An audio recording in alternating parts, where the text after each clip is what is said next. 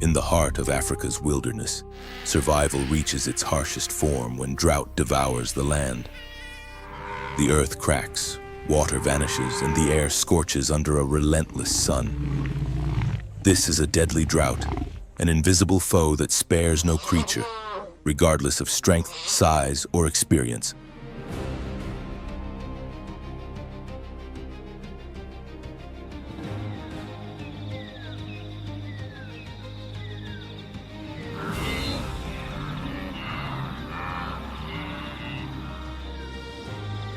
Even the toughest animals are forced to yield.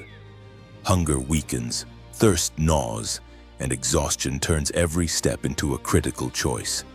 Here, the struggle for survival is no longer just predator versus prey.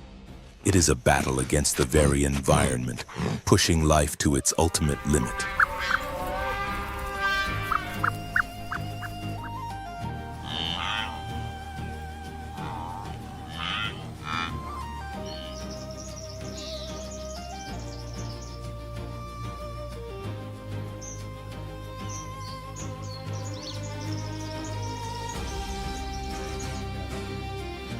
In this unforgiving world, not all will endure. Some fall so that others may carry on. In the African savanna, when drought reigns, survival is not a right. It is a hard-earned privilege.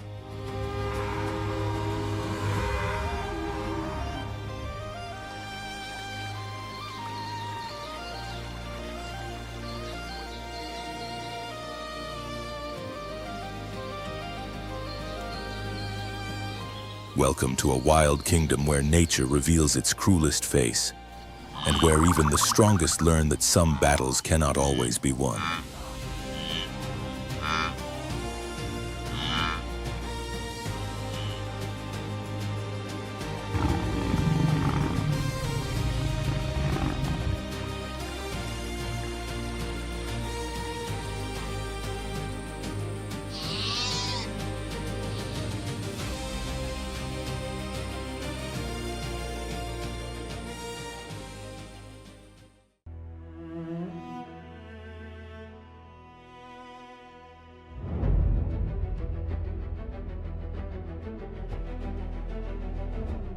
Across vast stretches of Africa, rainfall can vanish for extended periods, sometimes lasting several years in a row.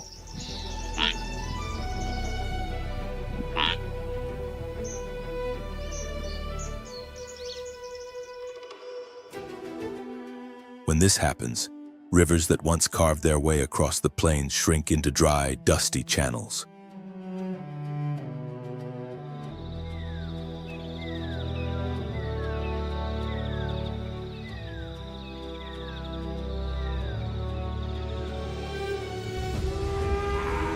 Lakes gradually dwindle, breaking into small, scattered pools coveted by countless animals.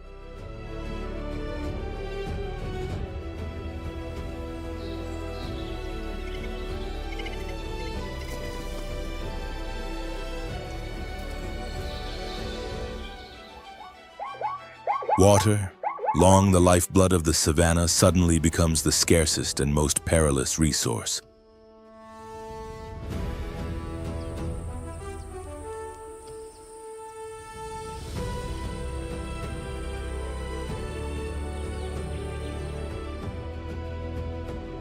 Wherever it remains, species gather, and where life concentrates, tension rises, disease spreads, and death lurks.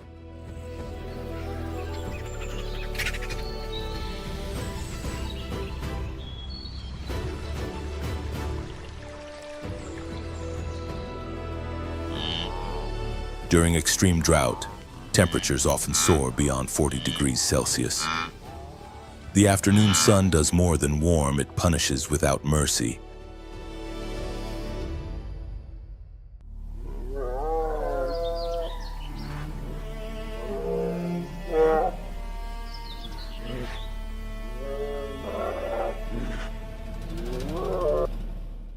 evaporation accelerates, and vegetation withers before it can fully mature. Grasslands, the primary source of sustenance for large herbivores, quickly lose their nutritional value. Though it may still appear plentiful, it no longer nourishes.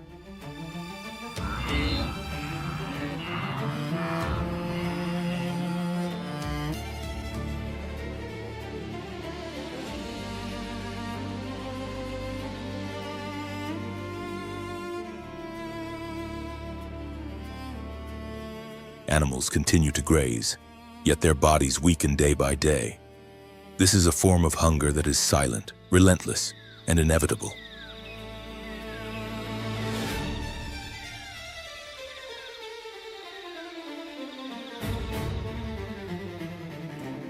Drought also reshapes the savanna's rhythms. Species that usually avoid certain areas begin to explore them.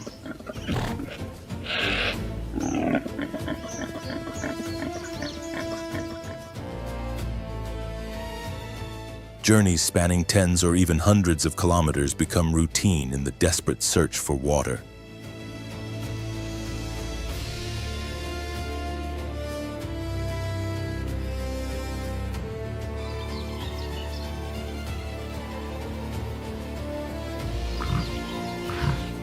Ancient migration routes are retraced, perilous paths intersect, and the young that cannot keep pace fall behind.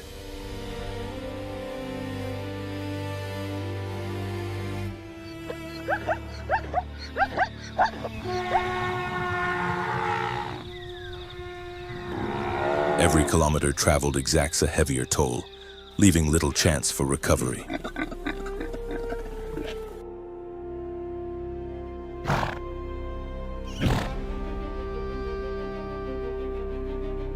With water scarcity come hidden dangers. The few remaining pools, often contaminated, become breeding grounds for bacteria, parasites, and toxins.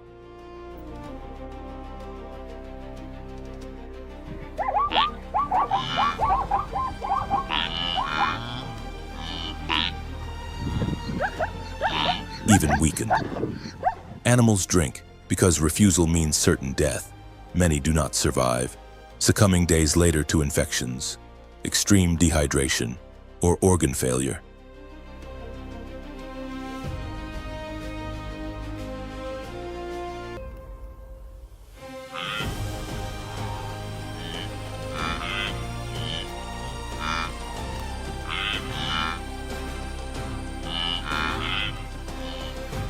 Decline begins from within. First muscle mass fades. Then vital organs begin to fail. There is no struggle, no battle, only utter exhaustion.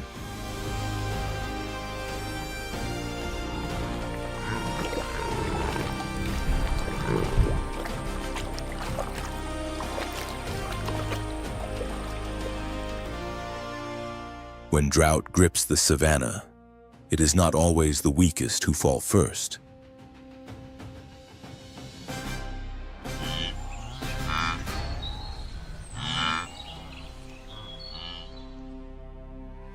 Those who depend on abundance, stability, and balance are often the most vulnerable.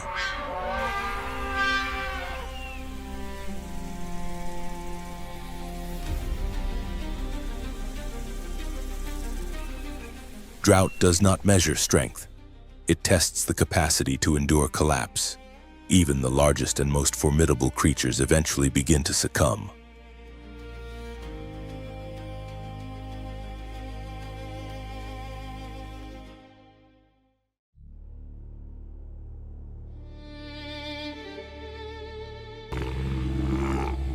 Lions, the undisputed symbols of strength and dominance, are among the first to feel the true impact of drought.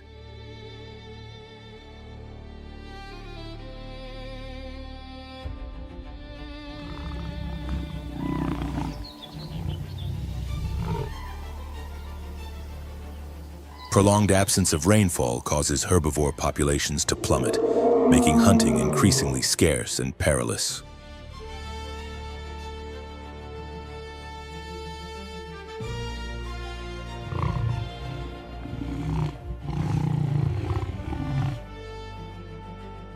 These apex predators rely on large, consistent prey to maintain their weight and energy.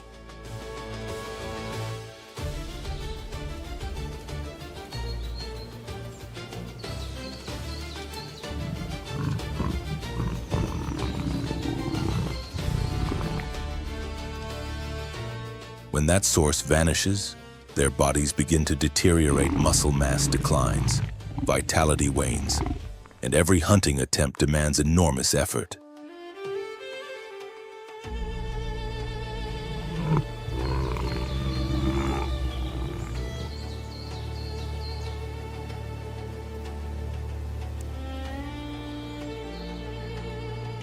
Failure no longer represents mere fatigue, it costs precious days of survival.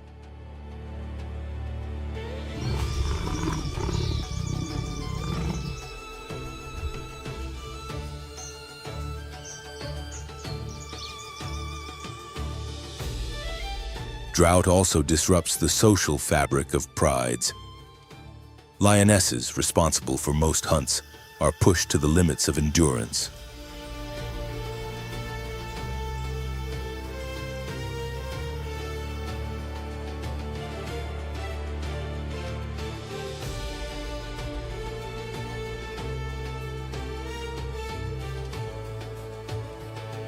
Cubs suffer from food shortages, and weakened dominant males lose territory to equally desperate rivals.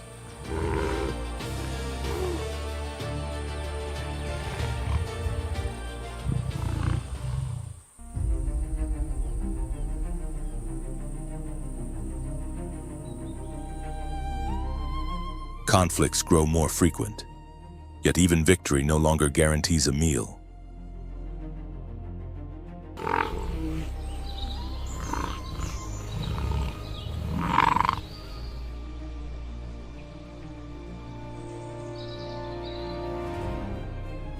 In extreme conditions, survival instincts drive lions to unimaginable behaviors, attacks on members of their own group, abandonment of cubs unable to keep pace, and in rare cases, cannibalism.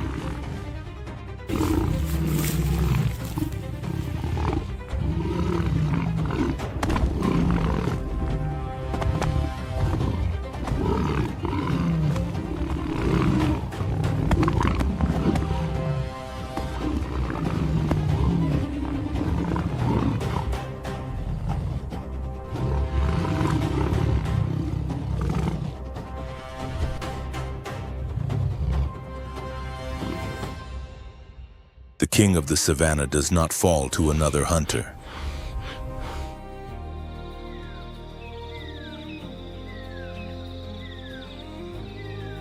His defeat comes silently, imposed not by an opponent, but by relentless scarcity and the unforgiving lack of resources.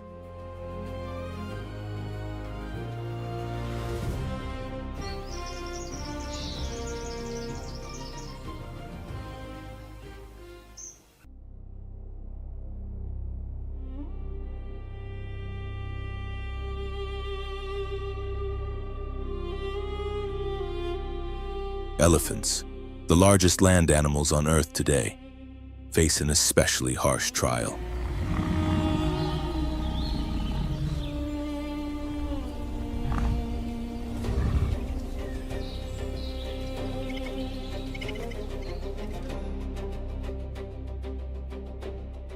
An adult can require more than 150 liters of water each day, and during prolonged drought, this essential need becomes a sentence.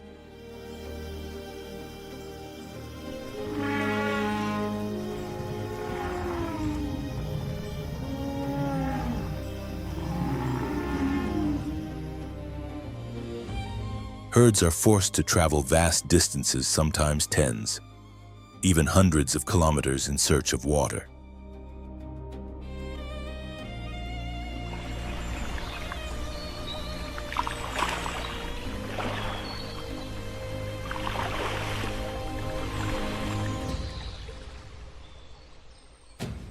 The journey is slow, relentless, and devastating for the weakest members.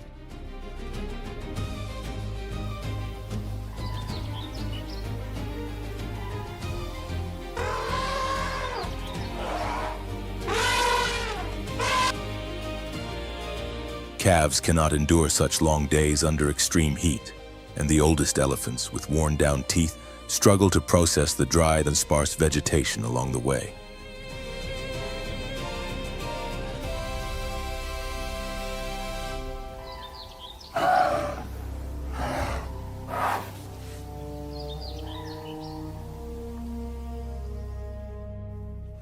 Many collapse before reaching their destination. Others become trapped in dry riverbeds while attempting to dig makeshift wells with their tusks, in a desperate effort to reach underground water.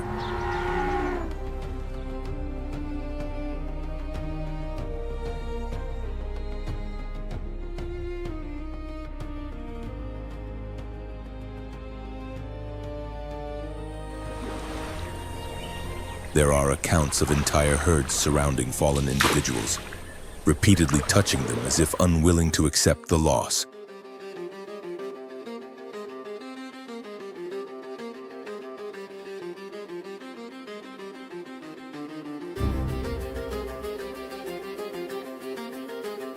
Drought does not only claim the physical lives of elephants, it also destroys social bonds and structures that have taken decades to form.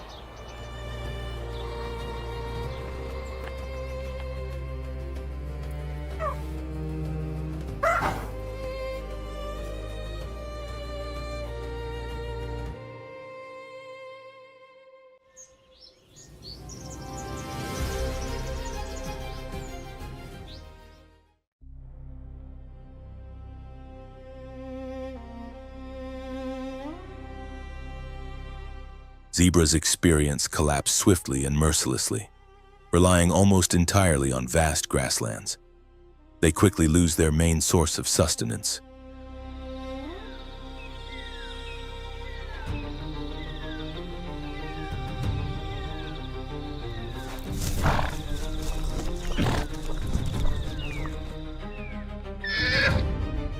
Dry, brittle grass provides little nutrition and wears down their teeth. Without sufficient energy, their bodies weaken, immune systems fail, and disease finds the perfect conditions to spread.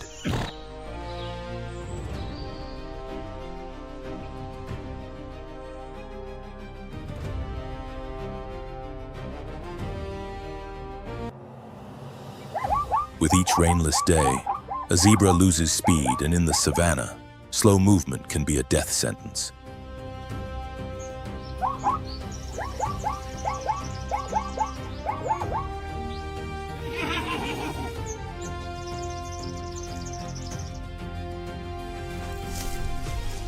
Wildebeests, famed for their massive migrations, face an even more silent tragedy.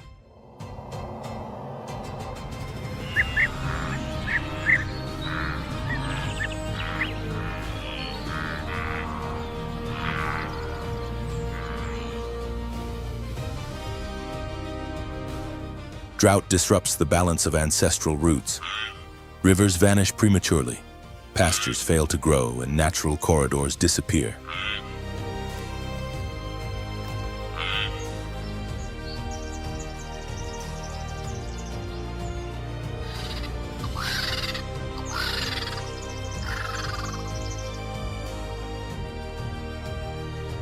Yet thousands press onward, driven by instinct, even when the path leads nowhere.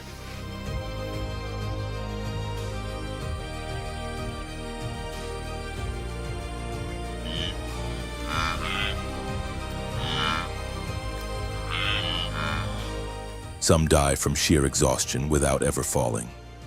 Others succumb near contaminated water holes, where stagnant pools breed lethal bacteria.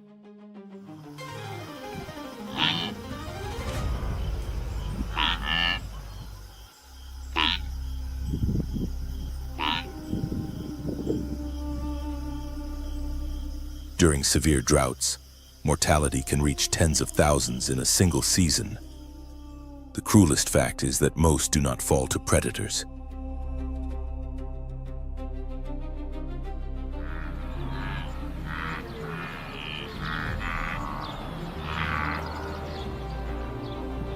There are no chases, no violence, only the gradual, relentless collapse of the body.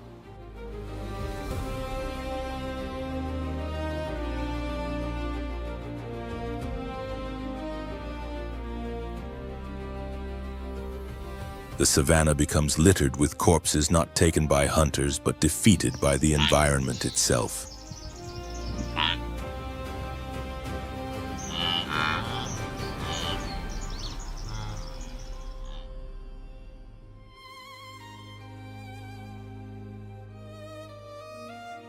Each fallen animal leaves a void and empty space, a motionless body, a resource that shifts into new hands.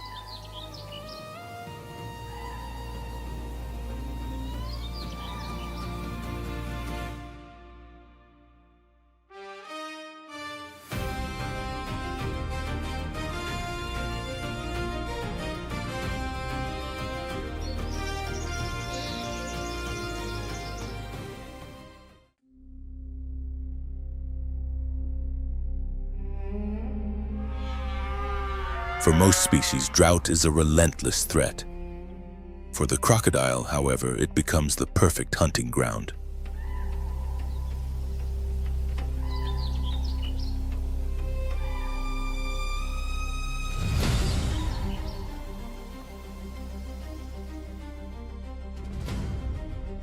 Rather than weakening it, the lack of water reshapes the environment in ways that favor its method of hunting.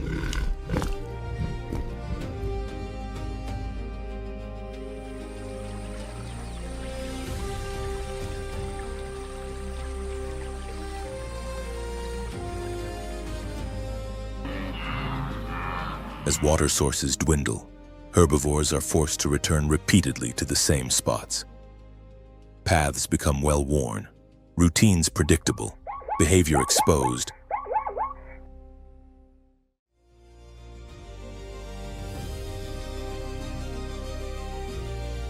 This is where the crocodile gains its advantage, a predator that thrives on routine, carelessness, and proximity.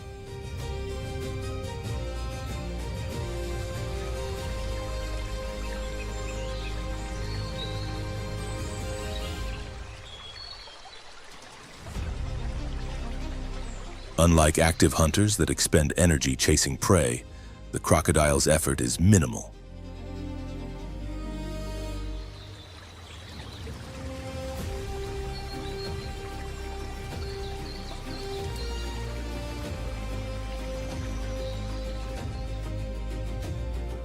Its metabolism is slow, efficient, and extremely economical. It can survive for months without eating, waiting for the perfect moment.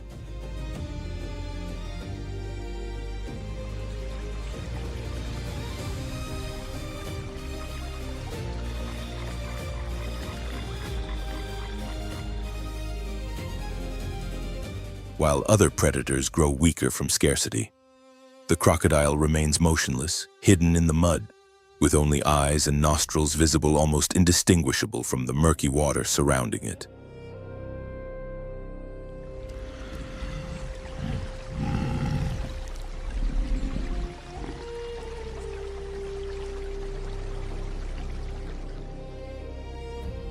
Drought also limits escape options. In flowing rivers, prey might flee to deeper or open waters.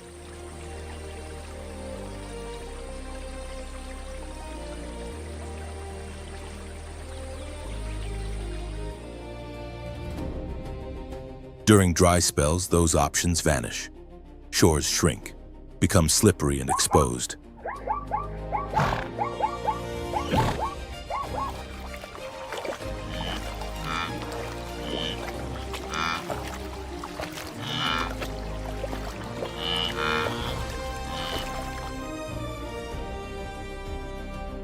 A single misstep or moment of distraction can be fatal. When the attack comes, there is no margin for error. No.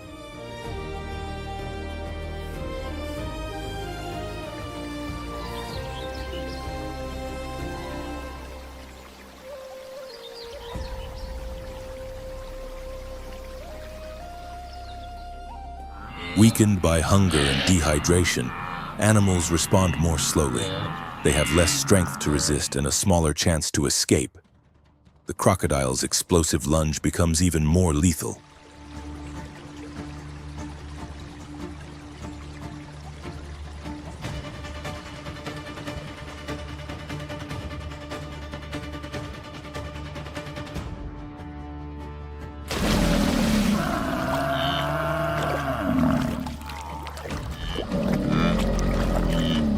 Drought does not just make hunting easier, it drastically reduces a victim's ability to defend itself.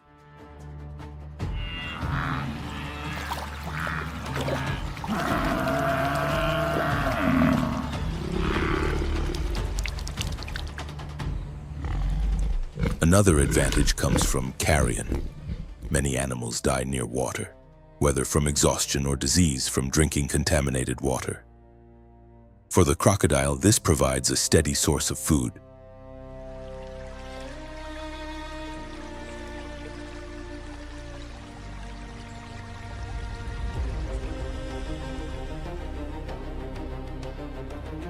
It does not rely solely on hunting. It also feeds on the deaths accumulating around it. Carcasses, whole corpses, and dying animals become a regular part of its diet during these periods.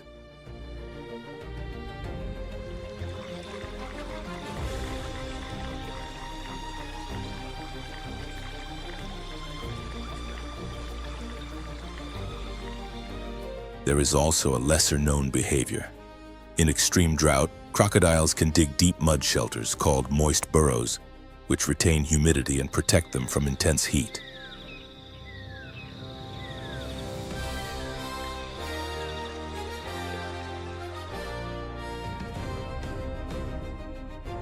These refuges allow them to survive even when the surface appears barren.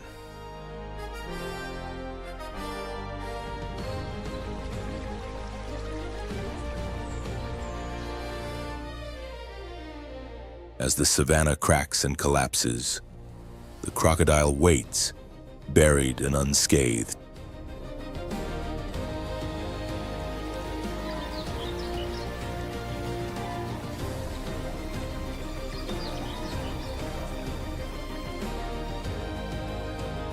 In the logic of drought, it does not run, migrate, or compete, it simply remains.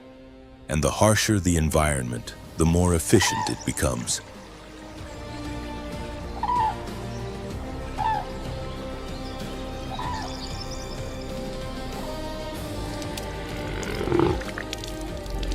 While lions lose weight, it gains. While herds fragment, it grows stronger.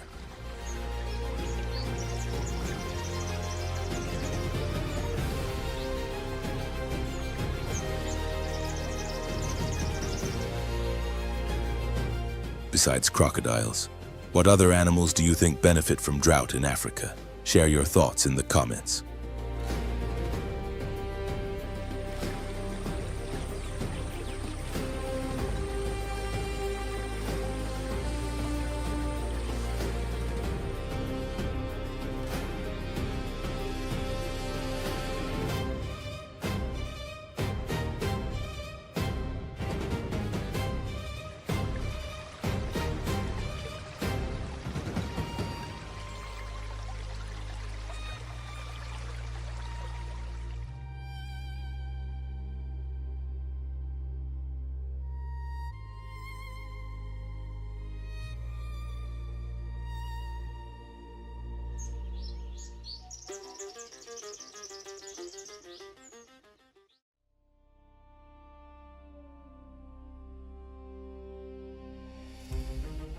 However, drought does not affect all species equally.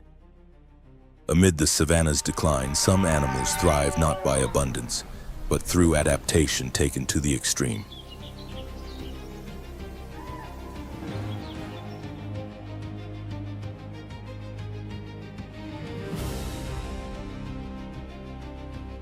They do not fight the harsh environment, they have evolved within it.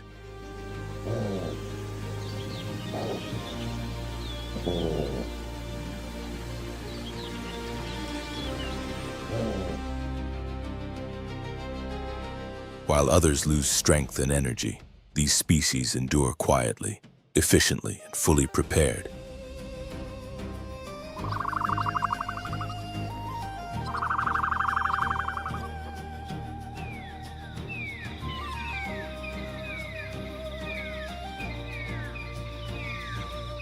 The oryx may be the clearest example of this resilience. A natural inhabitant of arid and semi-arid regions, it possesses a physiology designed to survive where few other forms of life can.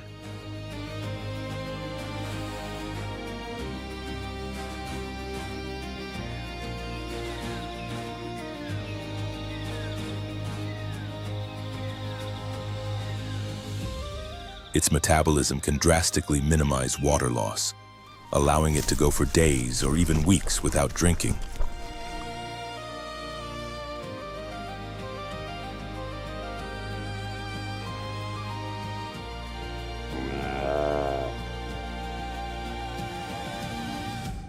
The oryx extracts the moisture it needs from the very dry plants it consumes, even when they appear completely withered.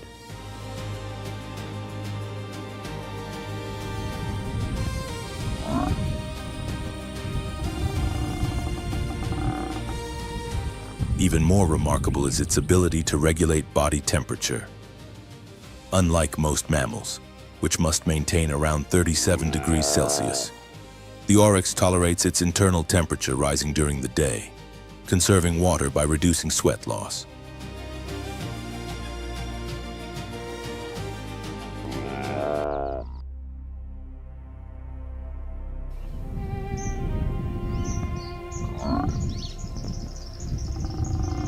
At night, when the air cools, it gradually releases the stored heat.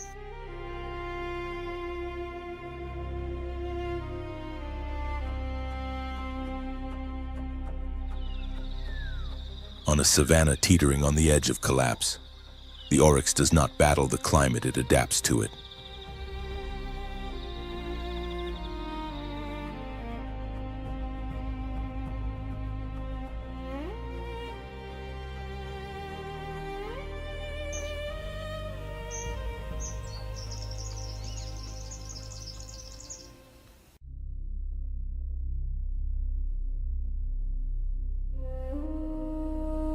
At ground level, among the dust and cracks scorched by the sun, another survivor keeps moving.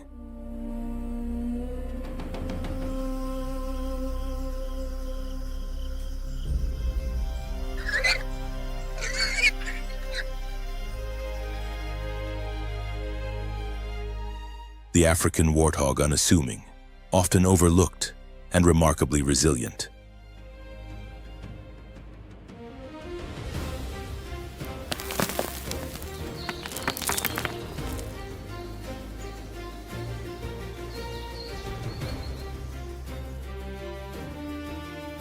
Unlike the more demanding herbivores, this animal is a complete opportunist.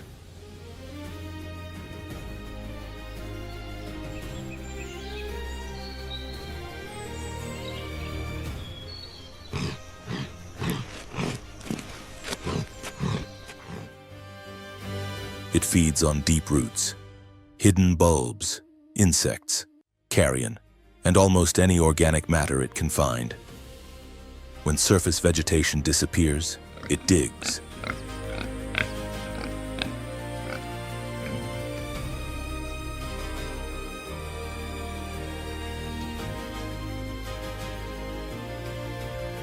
Its body is built to endure extreme heat and prolonged periods of scarcity.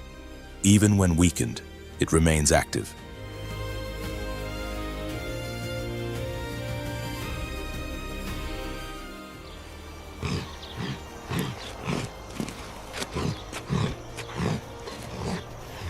While many species leave the area in search of better conditions, the warthog stays.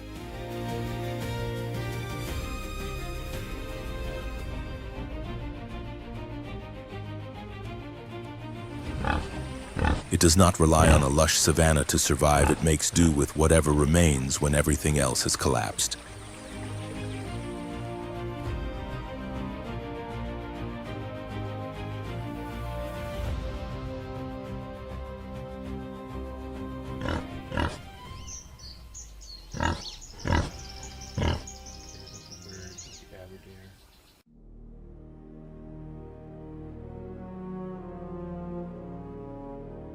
Then there are the meerkats, small, seemingly vulnerable, yet remarkably efficient.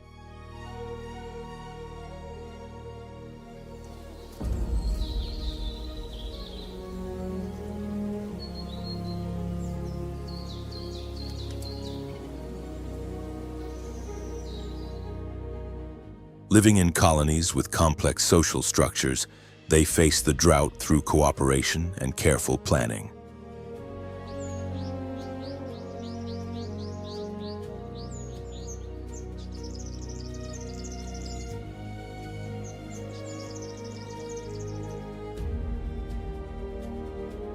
Their extensive underground tunnel networks serve as natural shelters from the extreme heat, significantly reducing water and energy loss.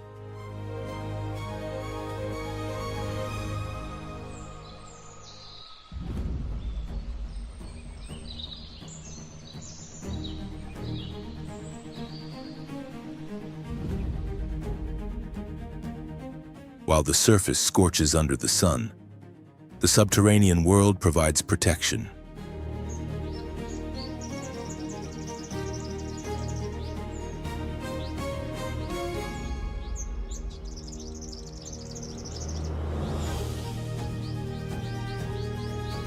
Much of the water they need comes from their diet of insects, larvae, and small vertebrates, nearly eliminating dependence on freestanding water.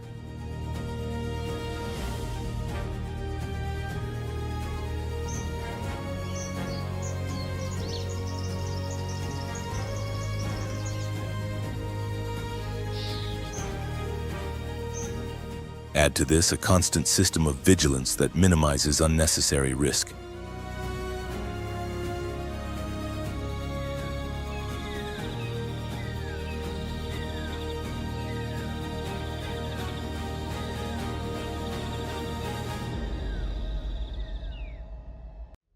No movement is random. Every foray from the burrow serves a precise purpose.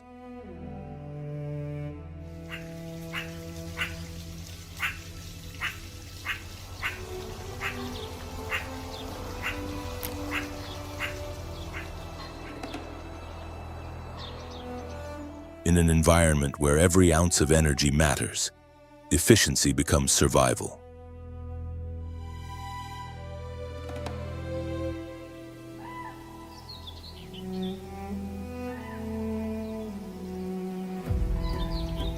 Meerkats do not thrive, they endure. They do not dominate the savanna, they learn to withstand it.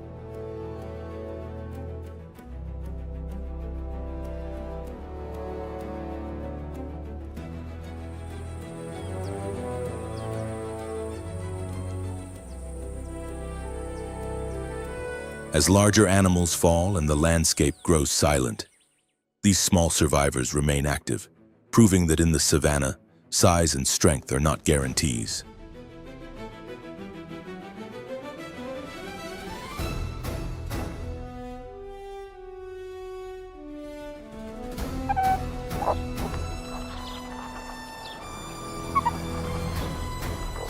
Survival depends on who can make the most of the least. But every act of endurance leaves traces, and wherever death accumulates, there are always others ready to seize the opportunity.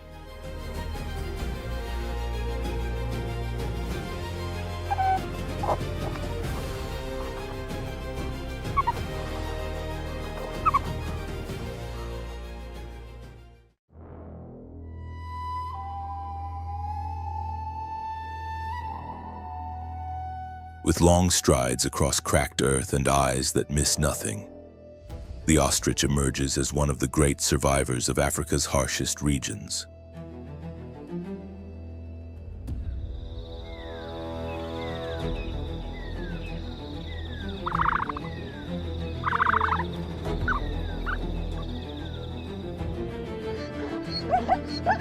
In a landscape where water is scarce and every mistake can be fatal, this giant of the savanna does not rely on brute strength, but on its ability to anticipate danger.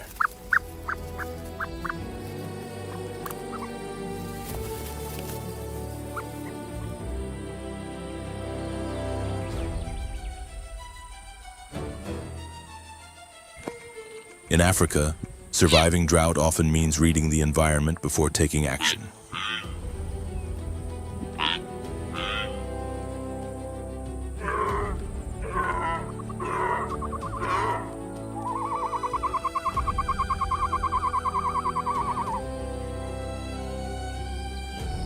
The ostrich moves across the dry plains like a living sentry.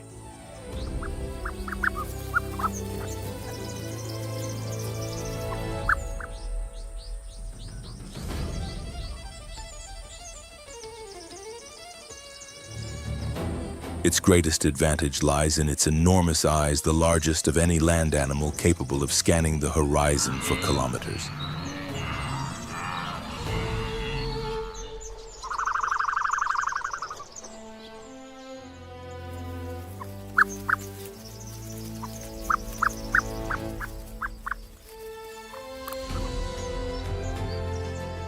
In a world where dust obscures everything and predators blend into the terrain, this exceptional vision makes all the difference.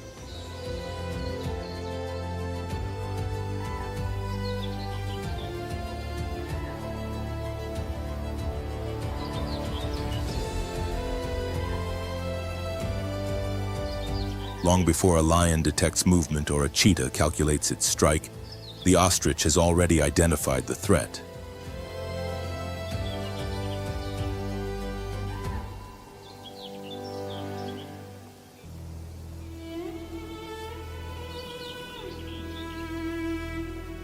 This early awareness does more than protect the ostrich. Its alert behavior serves as an unintentional signal for other savanna animals.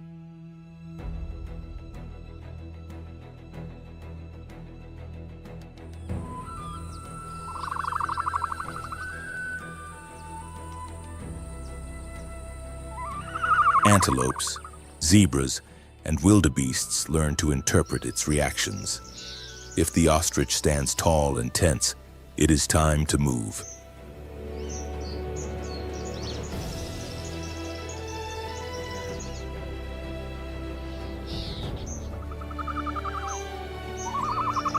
In a drought-stricken ecosystem, this silent cooperation increases the chances of survival for the entire community.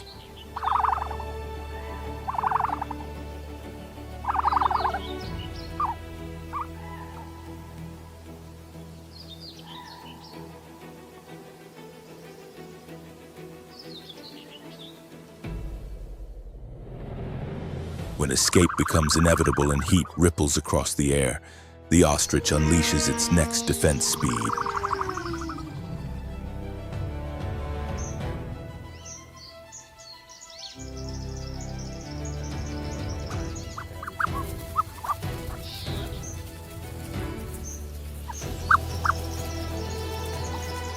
With long legs and muscles built for endurance, it can reach over 70 kilometers per hour even across hard, dry terrain.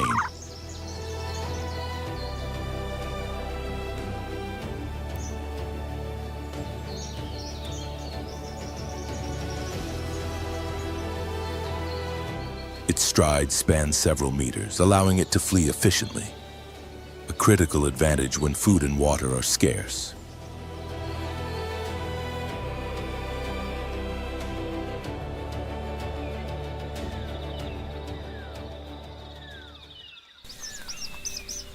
In extreme situations, if cornered, the ostrich can fight back. Its powerful kicks can inflict serious damage, a risk few predators are willing to take.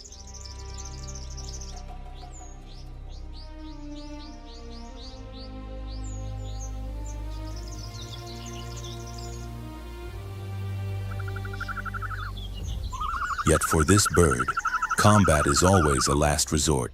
In a hostile environment, conserving energy is as vital as avoiding danger.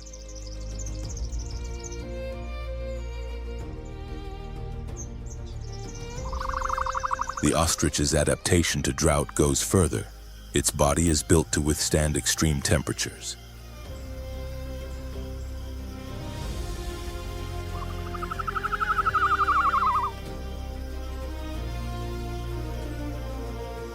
It regulates internal heat with remarkable efficiency, and its plumage, far from mere decoration, acts as a natural ventilation system, protecting it during the hottest days of the African savanna.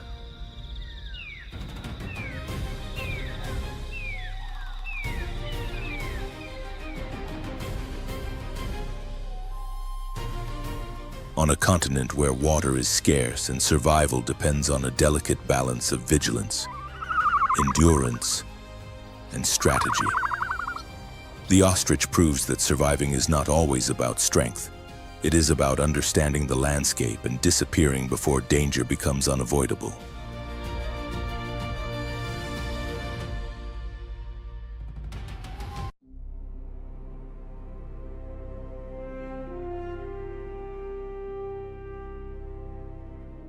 When drought reaches its most extreme point, the savanna begins to make a different sound.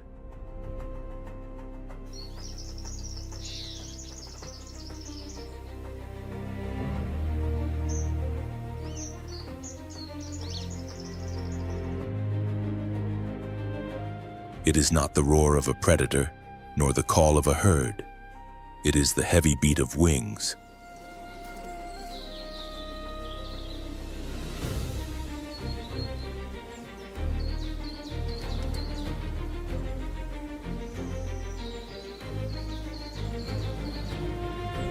Vultures do not announce themselves, they simply appear. First one descends in the distance, and then another. Within minutes, dozens more follow.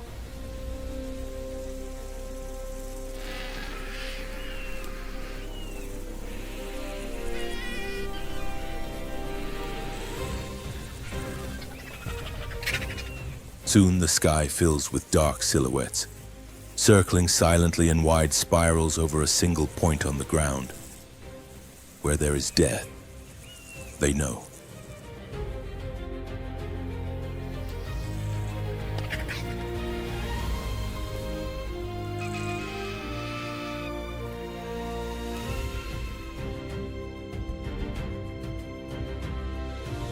Drought creates the perfect stage for this phenomenon.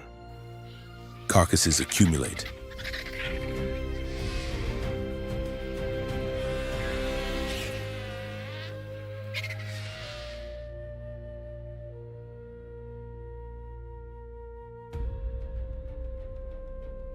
Exhausted animals die near waterholes, along worn trails, or beneath isolated shade, with no strength left to move.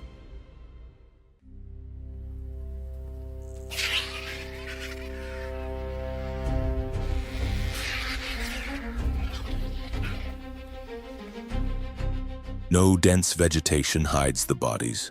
No deep mud conceals them. The dry savanna exposes everything.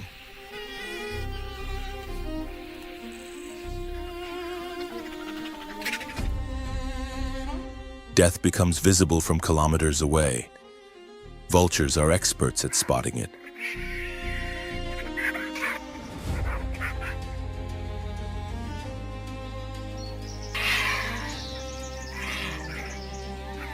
Some species do not need a direct view, they follow the behavior of others in the air to locate the end.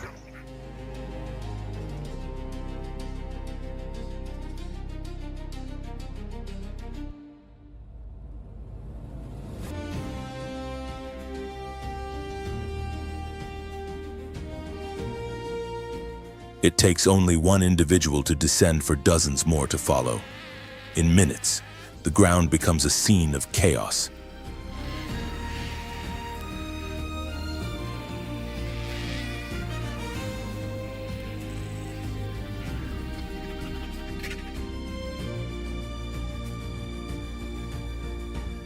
Lean bodies, wings spread in threat, bare necks plunging repeatedly into flesh.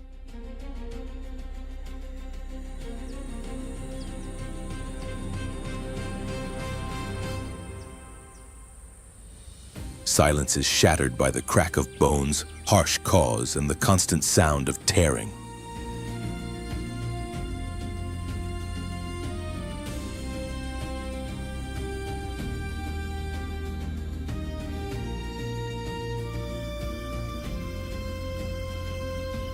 There is no ritual, no pause. Drought allows no time.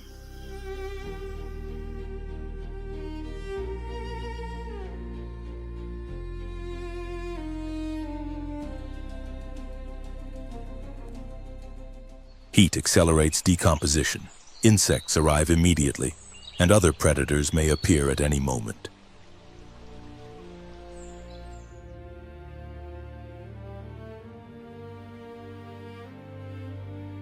Vultures act with brutal efficiency, they consume quickly, leaving little behind.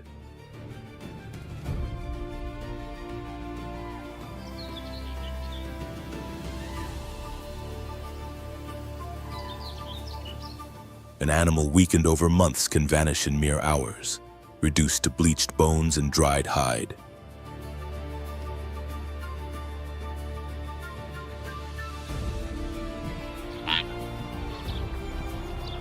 is a chilling image.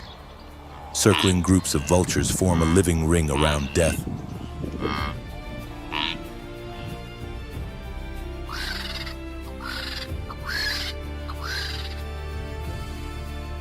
They jostle, climb over one another, spread their wings to intimidate. Some walk directly on the carcass as they feed, while others wait at the edges, knowing their turn will come.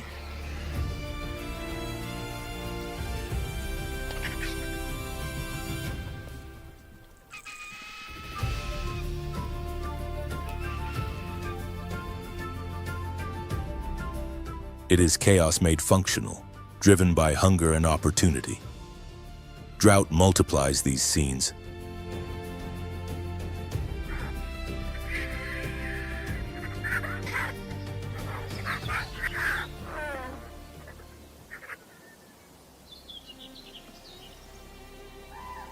The more animals fall, the more frequent this inevitable encounter becomes.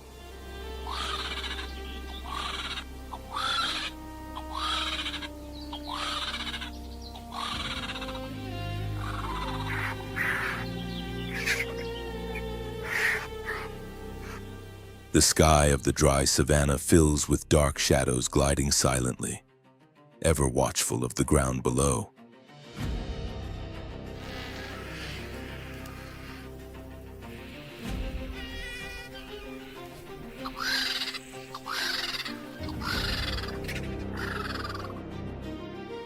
From a distance, vultures may not seem like an immediate threat, yet to the savanna, they are a clear warning.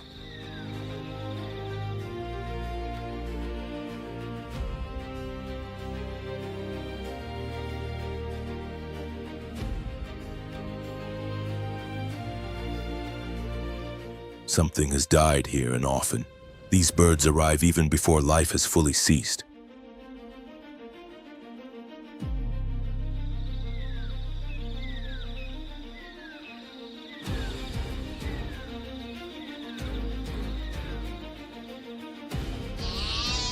Animals weakened beyond movement become the focus.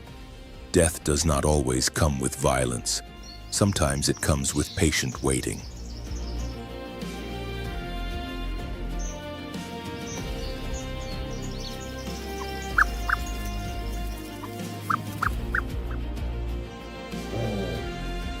The presence of vultures is a quiet announcement of the inevitable.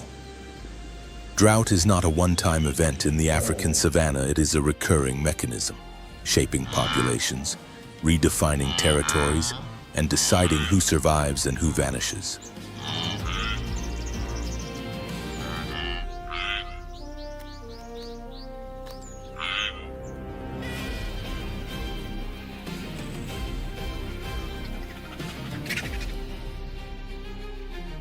Nothing that happens is wasted. Nothing occurs at random. Fallen bodies become nourishment for others.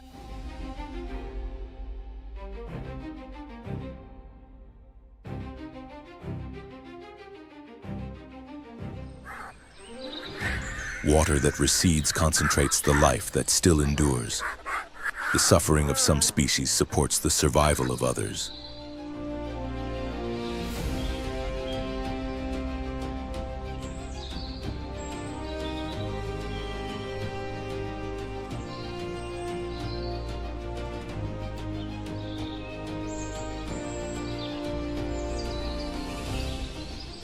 Drought leaves a lesson impossible to ignore. Strength does not guarantee continuity. Size does not promise a tomorrow.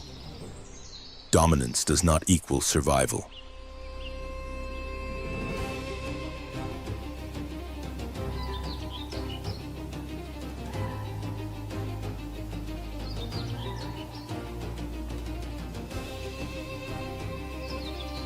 In the African savanna, living means knowing when to move, when to endure, and when to accept the end.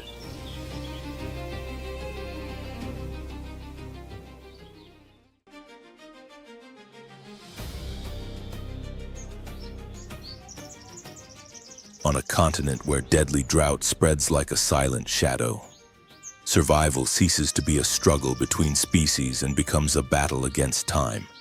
Hunger, and thirst.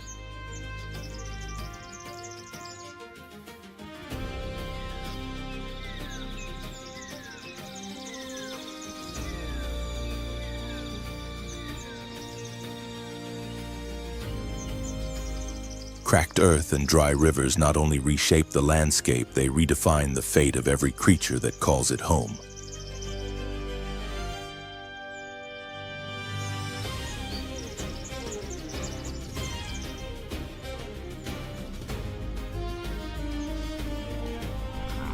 Under these extreme conditions, even the hardiest reach their limits.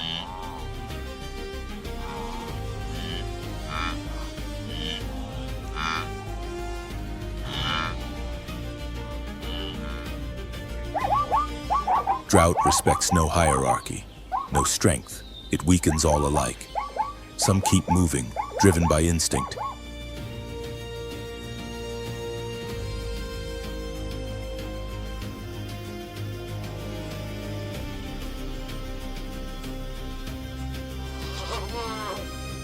Others are forced to stop, leaving behind stories of endurance rarely seen, yet essential to maintaining the balance of nature.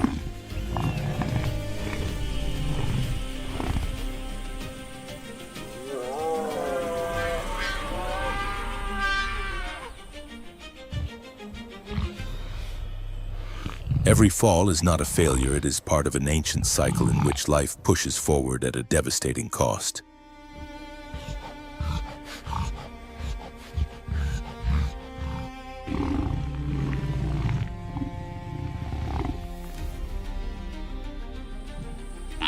These silent battles remind us of a profound truth. Wildlife is not cruel, it is honest. Nature does not punish, it simply responds to the limits of the planet.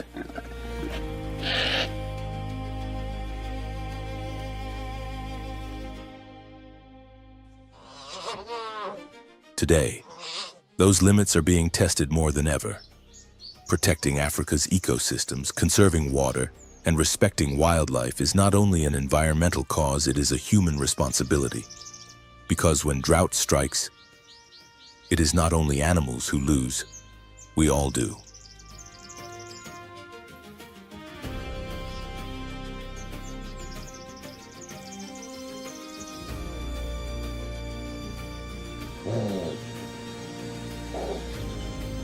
In Africa, where even the strongest can fall, life remains sacred precisely because it is fragile.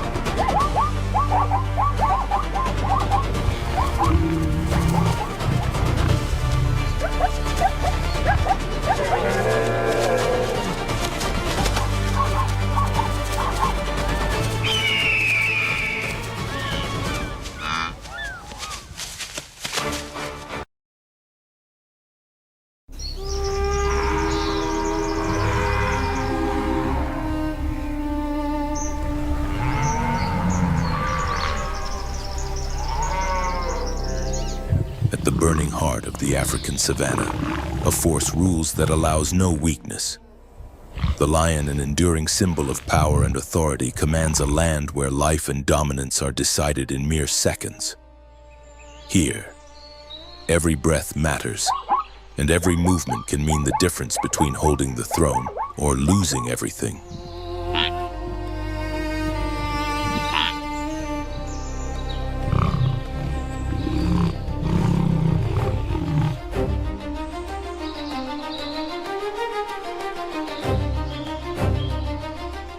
Conflicts do not always erupt with roars.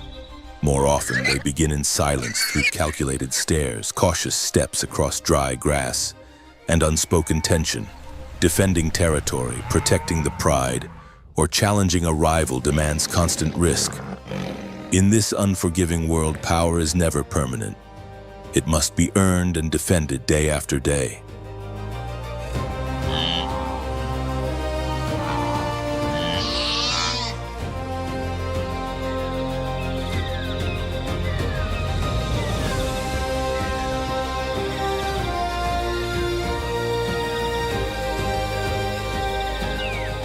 On the African savanna, nothing is guaranteed. Even the king can fall, beneath a sun that scorches the land and stirs clouds of dust. Each heartbeat becomes a test of survival, and every confrontation shapes the fate of those bold enough to stand and fight.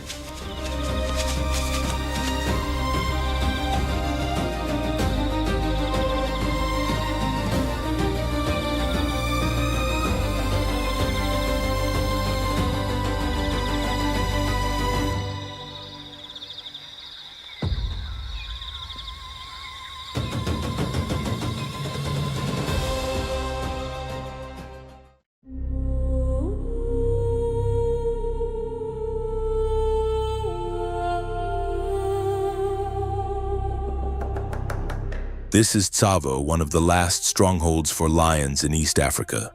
A scorched land where the ground itself seems to crack beneath the presence of apex predators.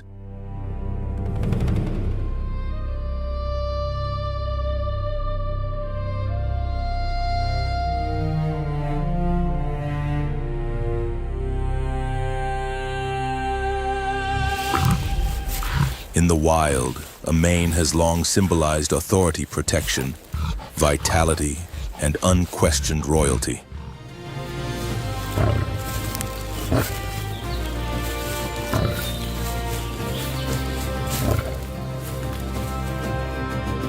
But in the searing heat of Tsavo, that display becomes a liability. Here, the king stands exposed, stripped of what was once his most sacred emblem.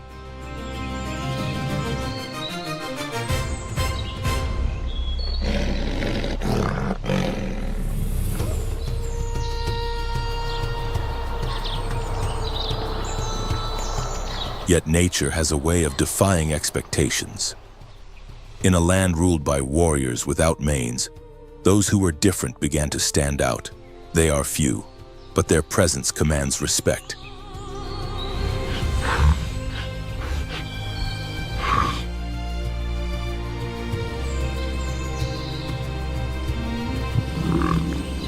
Their testosterone levels are unusually high, their immune systems remarkably strong.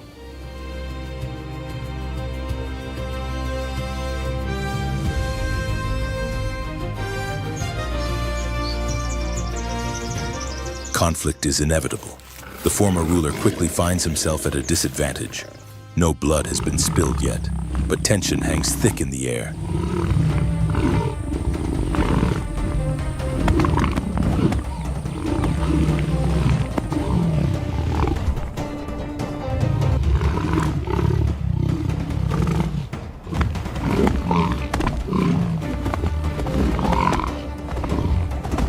From this moment on, the balance of power in Tsavo shifts dramatically. The maneless figures withdraw into the shadows. The era of crowned kings has officially begun.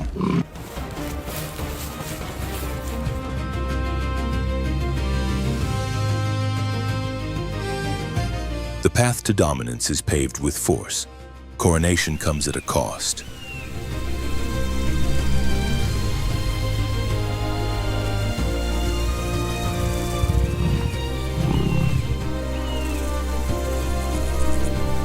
The first test is no ordinary hunt. It is the Cape Buffalo, a living fortress weighing up to 700 kilograms, armed with horns that can span nearly a meter.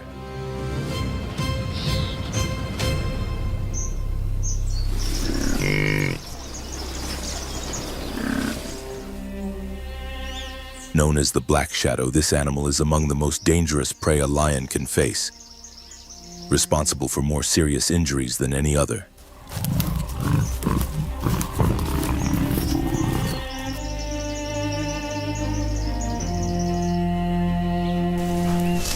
lone lion has only a small chance of escaping unharmed. But when the pride hunts together, those odds improve.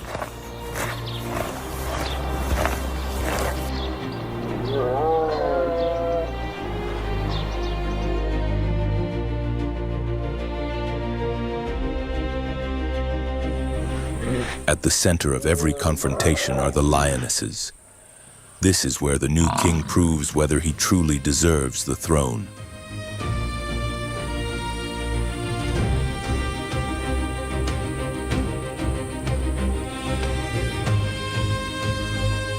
The scent of fresh blood is sharp and unmistakable.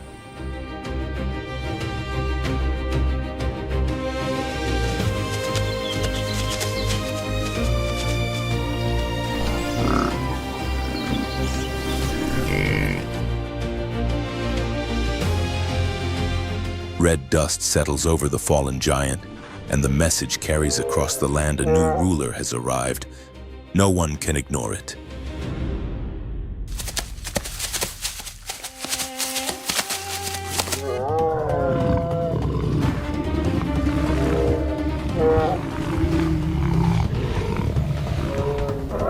But authority is not maintained by strength alone. The pride must eat.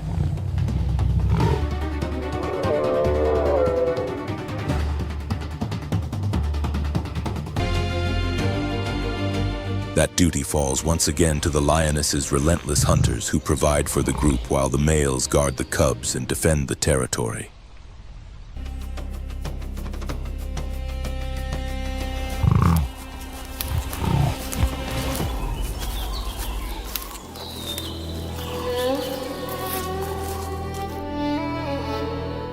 This time, the target is the zebra. Weighing around 300 kilograms, it offers enough nourishment for the entire pride and poses far less risk.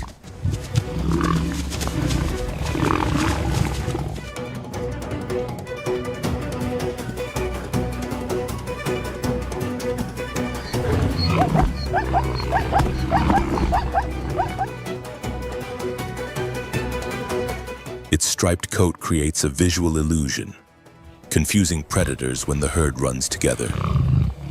Identifying a single target or predicting its direction becomes difficult.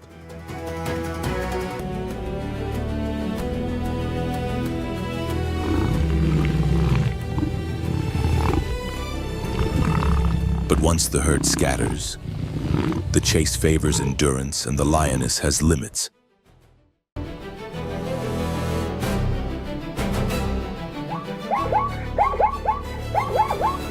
Her heart cannot sustain a long pursuit.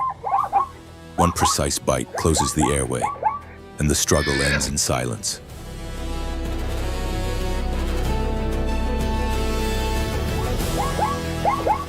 After a successful feast, lions need only a day or two to digest.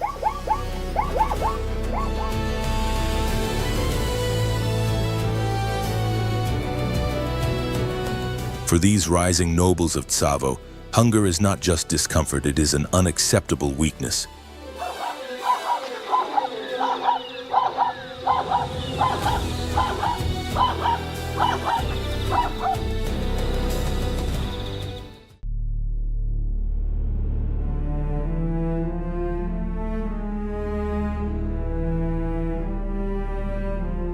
Their ambition reaches toward the impossible.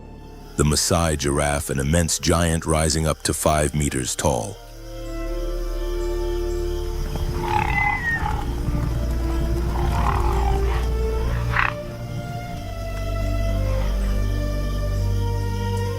One well-aimed kick is enough to shatter a lion's skull in seconds.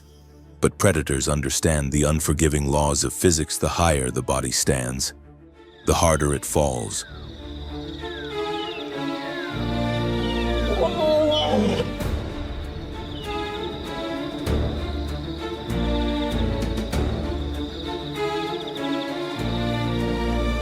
The giraffe carries an extraordinary heart, weighing up to 11 kilograms. Built to force blood upward against gravity and supply the brain, this constant effort creates exceptionally high blood pressure.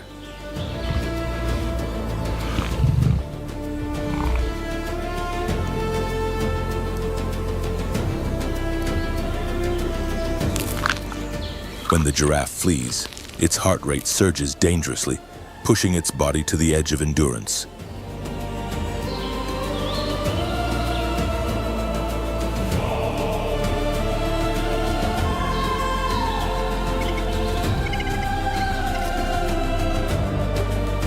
The lions are aware of this weakness.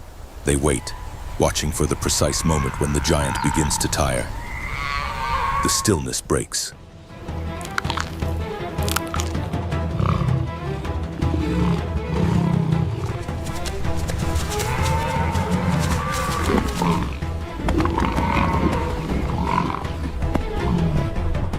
That is when they strike.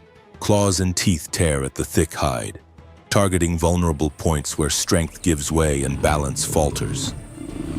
In the savannah, even the tallest life can be brought down when exhaustion takes its toll.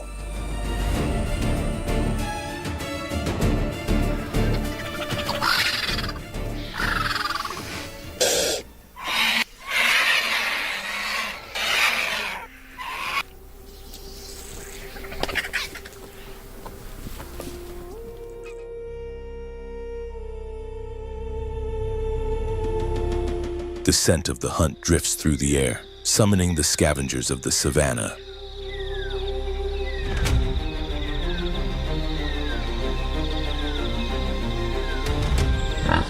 The lion's path crosses with the warthog its first major setback, even when they are not seeking to assert dominance.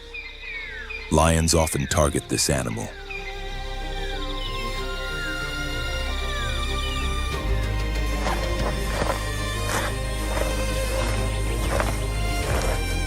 It offers dense muscle, generous fat reserves, respectable speed, and above all, perfect adaptation to the dry landscapes of Savo. Active during daylight hours, the warthog shows no fear of the relentless heat.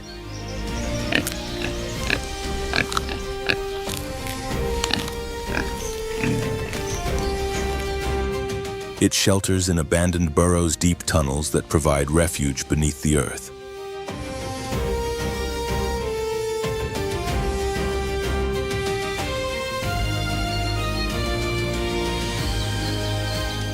For the lionesses, these dens are like sealed containers, waiting for the precise moment to be opened. Everything depends on timing a single, accurate bite to the neck, delivered just as the prey emerges. Fate is decided at the threshold of its own home.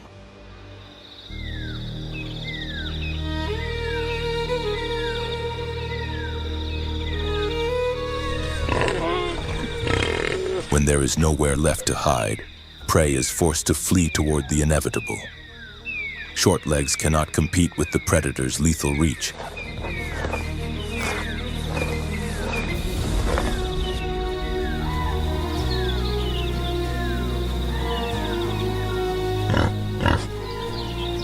The chase is often brief, but when the dry season stretches on, the suffocating heat exposes the true brutality of this realm. Resources begin to vanish, too.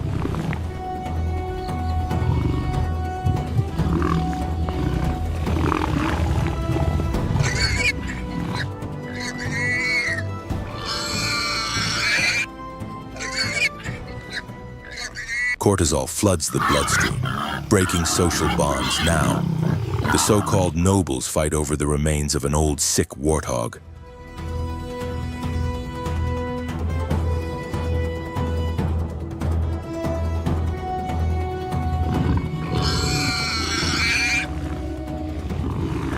With empty stomachs, the crown becomes nothing more than a meaningless ornament, and when pride finally collapses, true humiliation is only just beginning.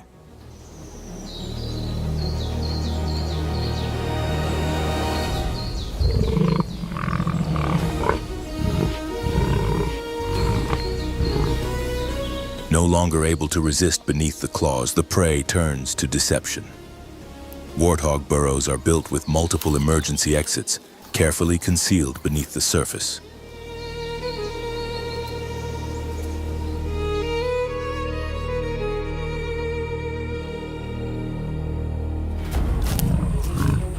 As hunger tightens its grip on the lions, A thermal trap takes shape.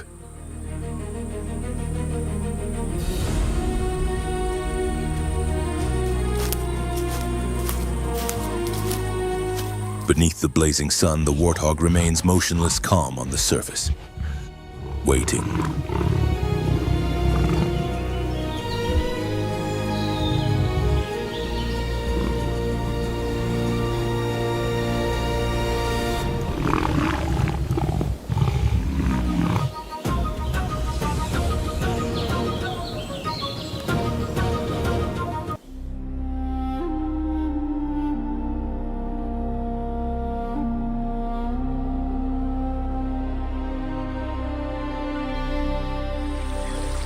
Now, many of the gazes that once lowered before the king no longer do so in fear.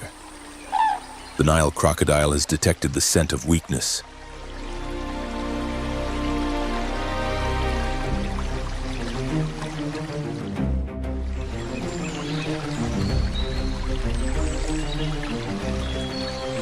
After extreme exertion, the lion's body drives him toward water to lower his temperature. At times, the river offers brief relief after a failed hunt.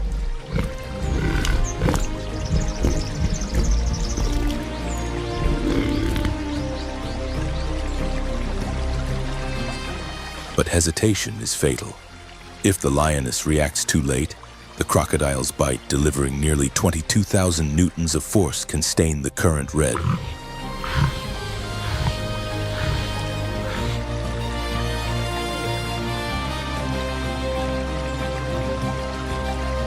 A counterattack. If the crocodile remains submerged, the lion stands almost no chance.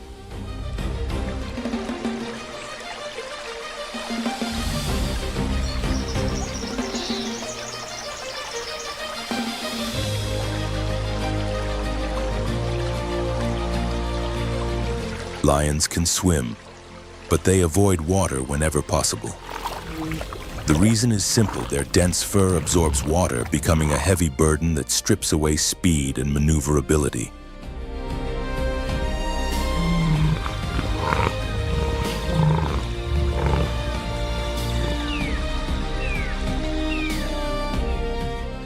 Yet even this aquatic predator observes a fragile balance.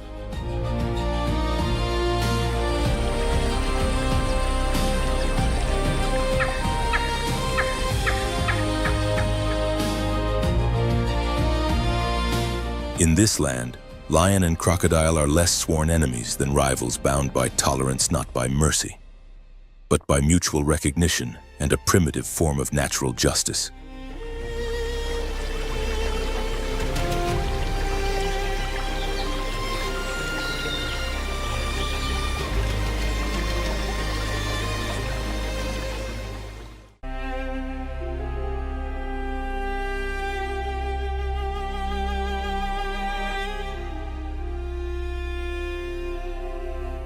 If even a cold-blooded predator like the Nile crocodile can recognize it, the rest of the savannah will soon understand where true power lies.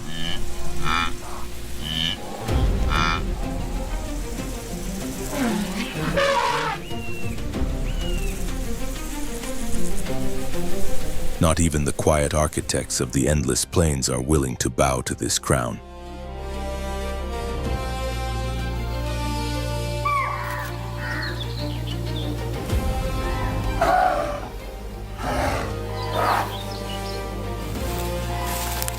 The contempt is no longer concealed. These young elephants, especially the males, are entering a phase of intense hormonal change.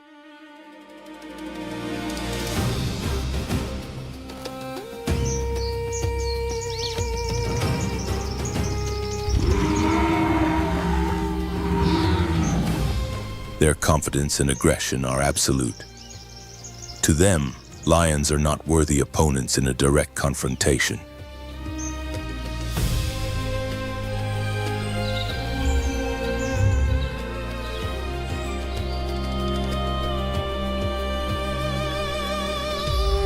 Yet the big cats remain a constant threat. Unable to bring down a fully grown elephant, they redirect their violence toward the next generation.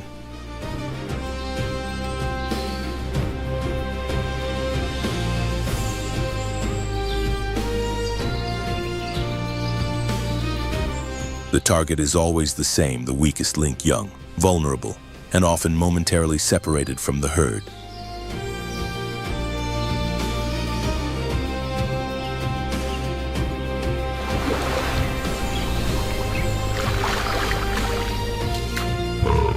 At close range, the force of an elephant's trumpet is enough to shake the chest and completely disorient an attacker.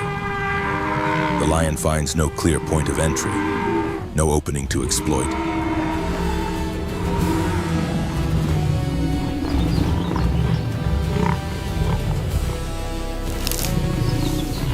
And now the question remains open from your perspective. Which animal poses the greatest challenge to lions during the hunt? Share your thoughts in the comments.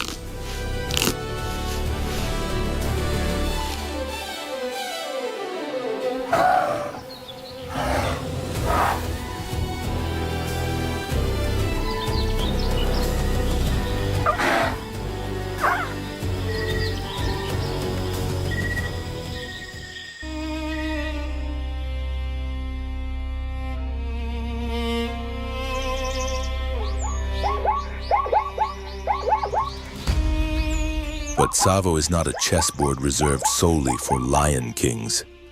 Human perception has long burdened the spotted hyena with the reputation of a cowardly scavenger and opportunistic thief.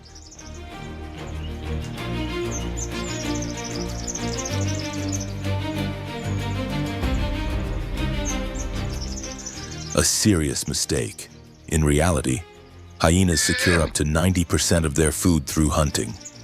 Their true weapon is not brute force, but relentless endurance.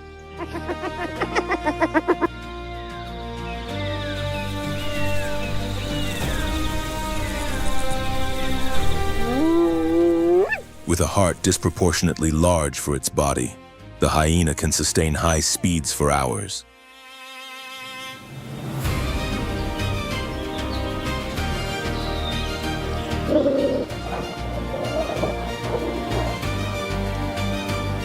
It turns the hunt into a brutal test of exhaustion.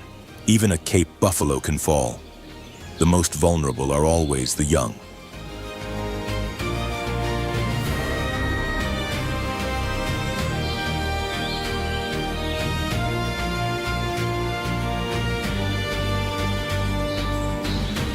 A mother's desperation dissolves into the harsh, almost celebratory laughter of the pack.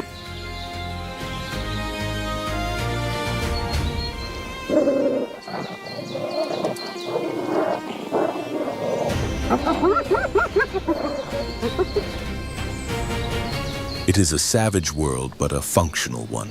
And nowhere is this cruelty more evident than when the prey is a zebra.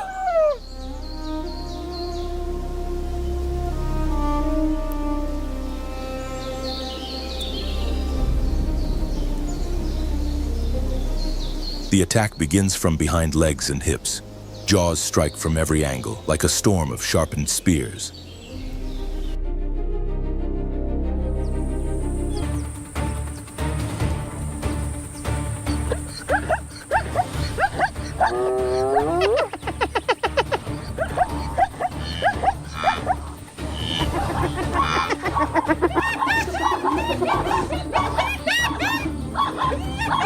The hyena does not wait for death before feeding. Eating fast is not cruelty, it is survival.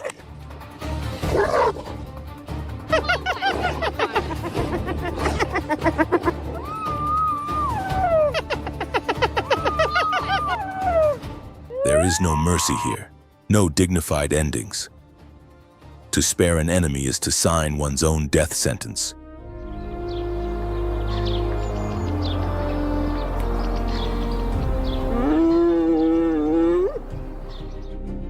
Yet in the endless dust of Tsavo, scarcity forces even the hyena to yield.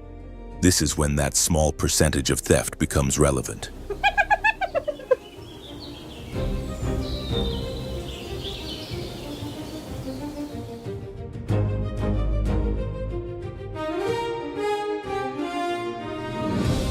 The target solitary hunters, leopards. Like lions, they drive their prey toward the mouth of a burrow.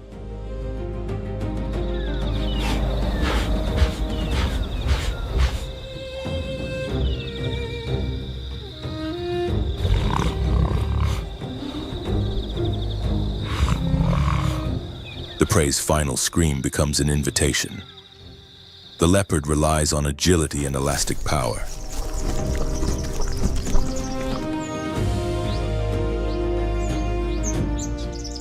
The hyena arrives with twice the mass and a bite capable of crushing bone.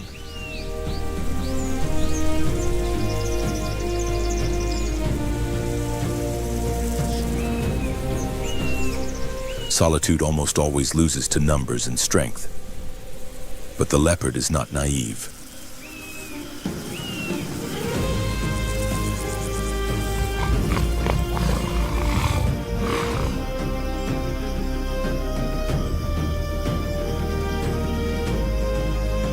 It knows how to wait. Hunger sharpens patience. This time, the target is an impala famous for its precision leaps and the leopard's suffocating kill.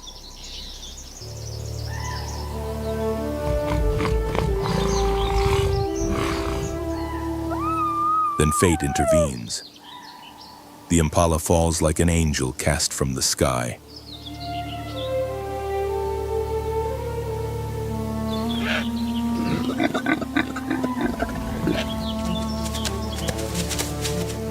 The hunter is left empty-handed. So is the thief. Greed ruins the feast for both.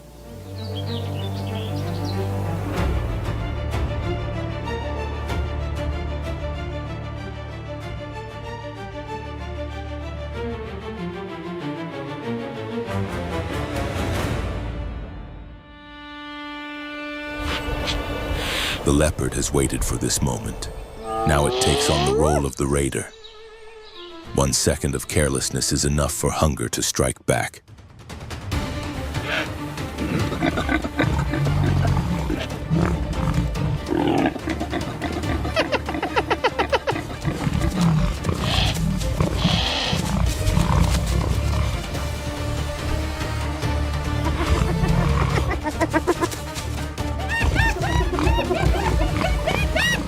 The hyena's excessive weight condemns it to the ground.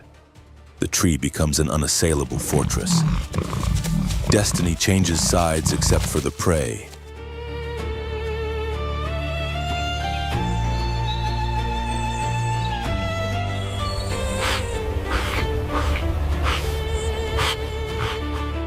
For the cheetah, justice does not exist.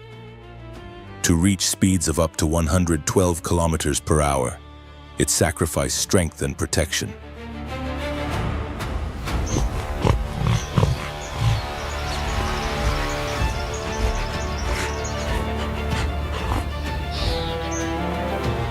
After every chase, it falls into severe oxygen debt, and the hyena knows it. At any moment, the cheetah can become prey.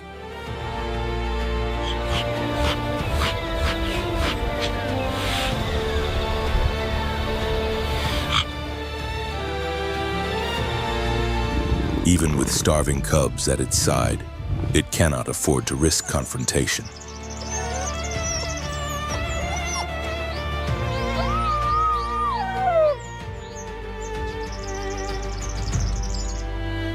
Still, the hyena is rarely satisfied. Though the lion's dominance has slightly weakened, few dare to challenge them head-on.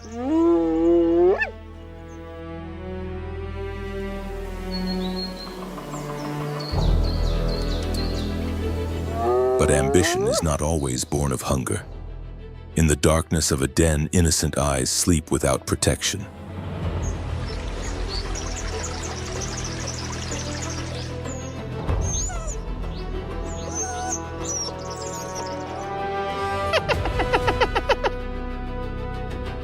Why are those cubs left defenseless? Because hyena society is ruled by an extreme and unforgiving matriarchy.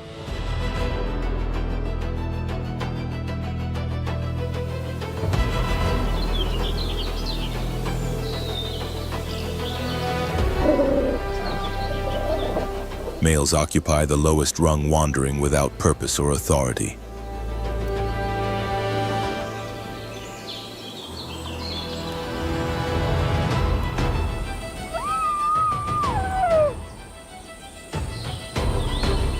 Females must hunt alone, recover their strength, and feed their young.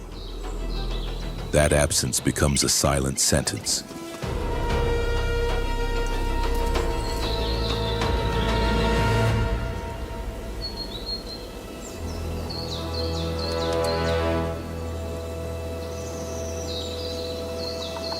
The piercing cry of spilled blood reaches the ears of the mothers.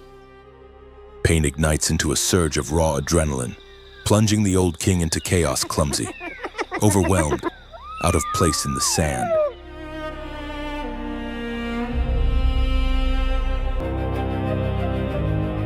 Help has arrived. No matter how many they are, even hyenas cannot withstand two lions standing together.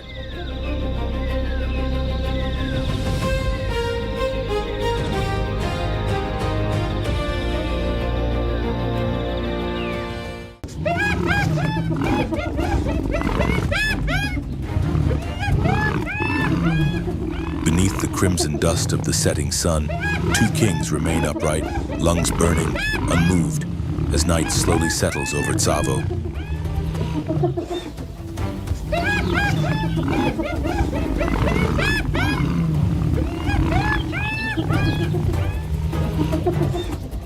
The pride still stands, but the foundations of the throne are deeply fractured.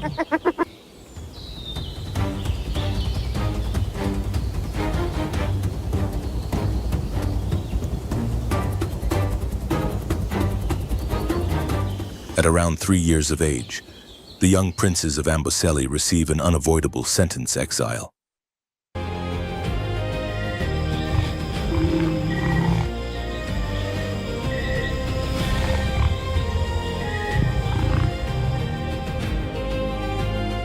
To preserve the genetic strength of the species, sons must carry their lineage far from home.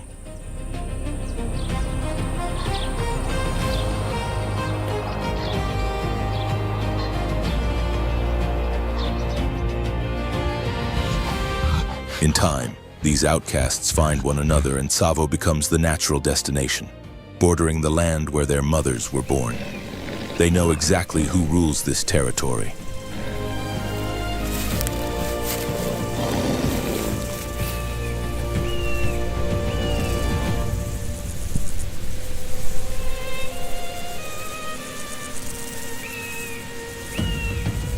They advance in silence. They hide. They watch. They wait.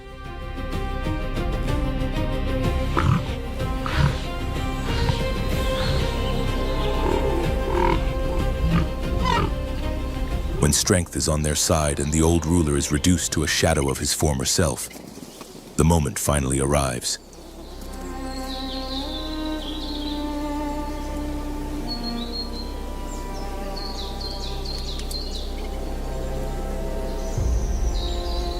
Those who once commanded power are now bent by time.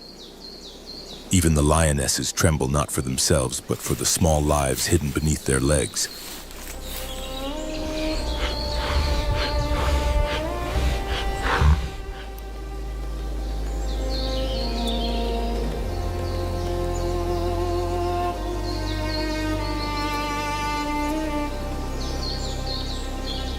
The final purge of the old dynasty begins.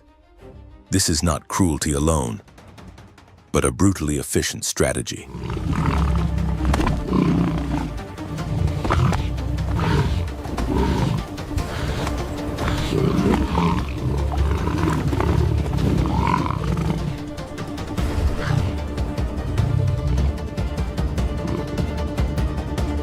Raising cubs suppresses ovulation in lionesses for nearly 2 years.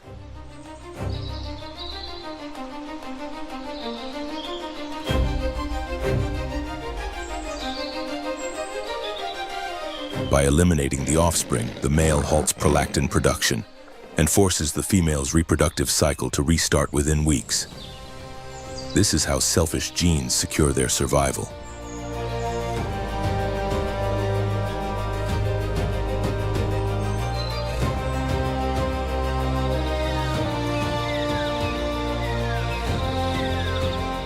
Soon after, new cubs are born. Attentive care from both males and females ushers in a rare period of calm in Tsavo. Once again, the relentless machinery of nature resumes its course.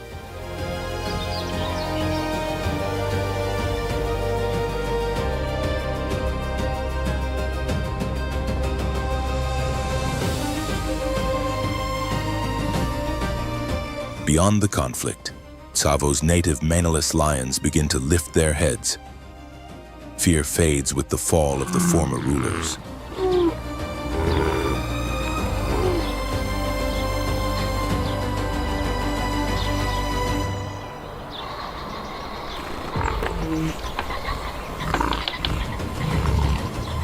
The future remains uncertain, filled with threats and unanswered questions, but for now, the true kings of Tsavo have reclaimed their dignity.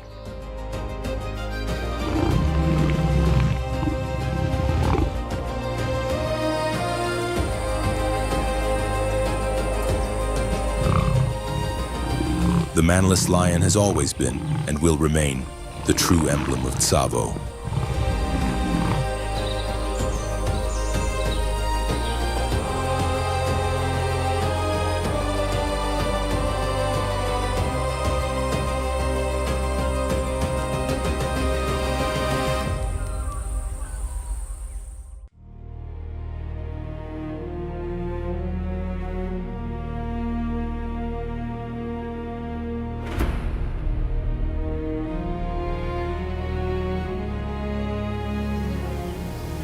In the waters of the Mara River, danger never rests. In the heart of East Africa, where the endless plains of the Serengeti merge with the Masai Mara Valley, one of the most unforgiving survival arenas on Earth unfolds.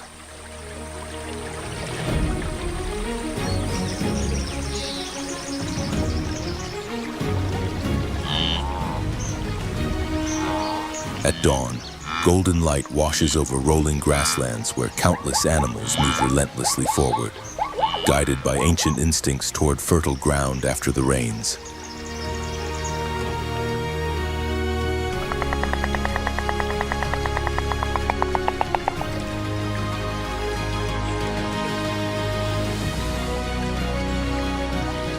Yet beneath this serene beauty lies a fragile reality, where every step can determine life or death.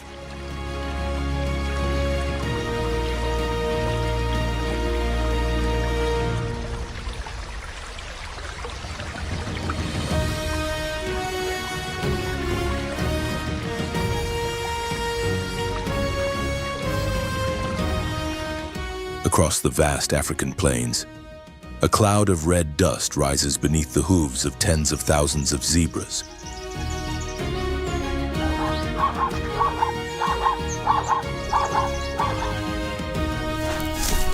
Year after year, they undertake one of the planet's greatest migrations, nearly 800 kilometers across Tanzania and Kenya, heading north toward the Mara River, a lethal scar cutting through the savannah.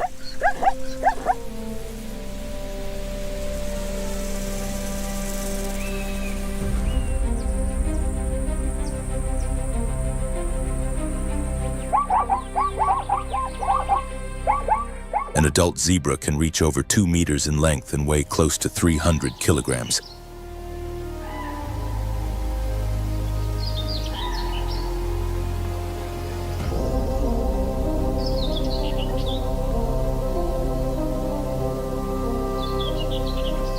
Their striking black and white stripes are far more than decoration.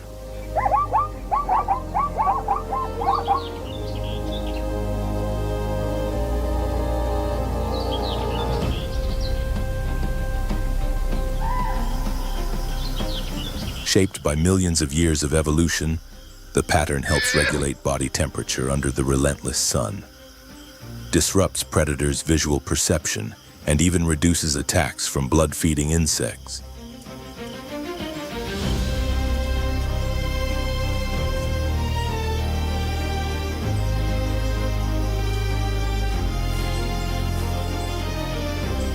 Each pattern is unique, allowing foals to recognize their mothers within the apparent chaos of the herd.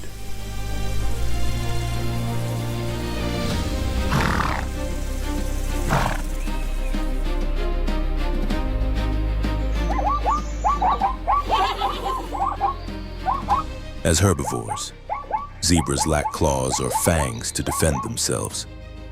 Survival depends on speed, and the explosive power of their hind legs kicks strong enough to break a lion's bones.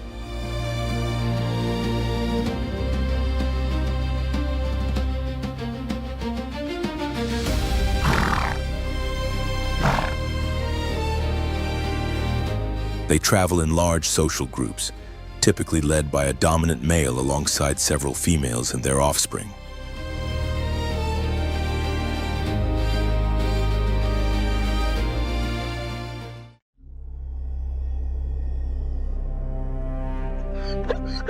This cohesion serves as their primary shield against constant threats. Lions, hyenas, wild dogs, and crocodiles shadow every stage of the journey.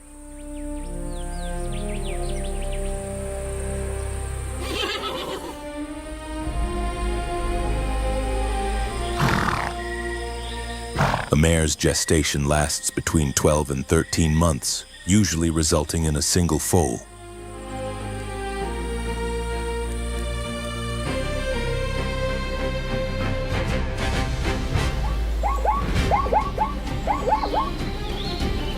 Remarkably, within minutes of birth, the newborn can stand and follow its mother, an essential advantage in a land where danger never pauses.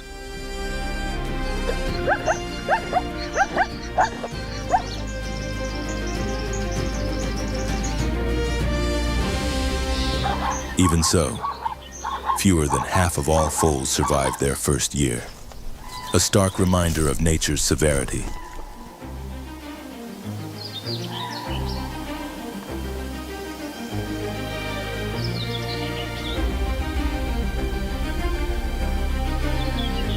Like a living river of black and white, the herd presses onward, drawing closer to the north.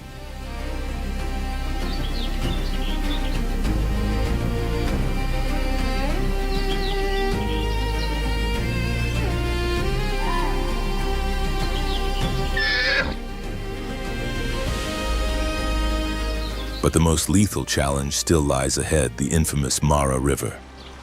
Beneath its murky, deceptively calm surface, danger waits in silence.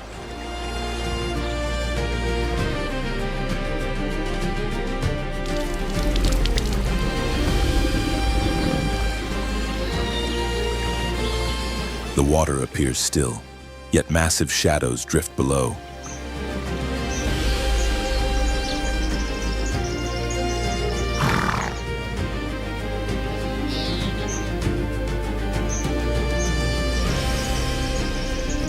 A crocodile master of ambush lurks just meters away, its cold yellow eyes barely breaking the surface.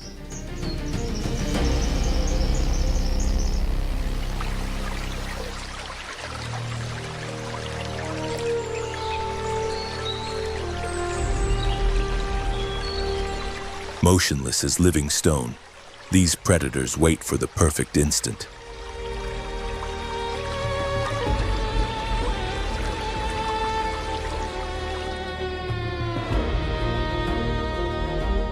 Then the crossing begins.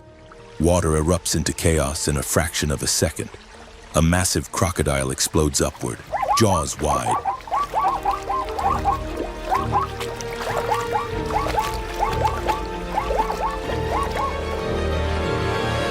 Some zebras reach the far bank, leaving behind a violent swirl of foam, blood, and sediment.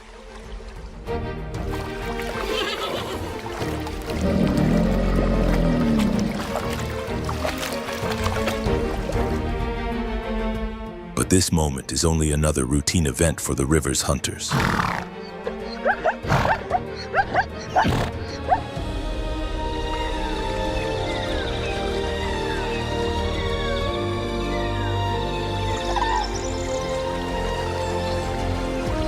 Beneath the surface, the colossal shadow slips back into silence, patient, waiting for the next chance.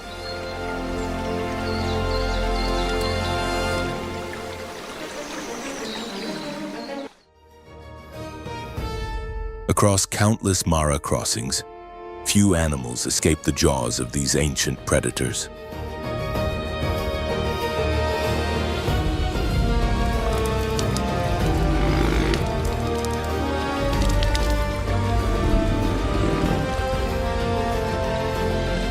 River crocodiles have existed since prehistoric times, changing little over more than 200 million years of evolution, remaining a constant threat to any herd that dares enter their domain.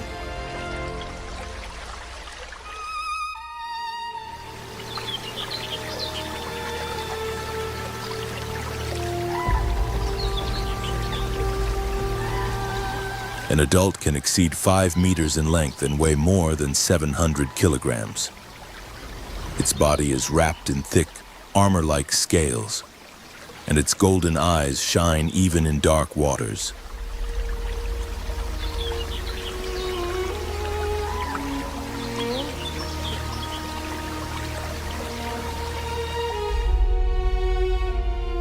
Its jaws close with a bite force exceeding 2,000 kilograms, the most powerful in the animal kingdom, capable of crushing bone with ease.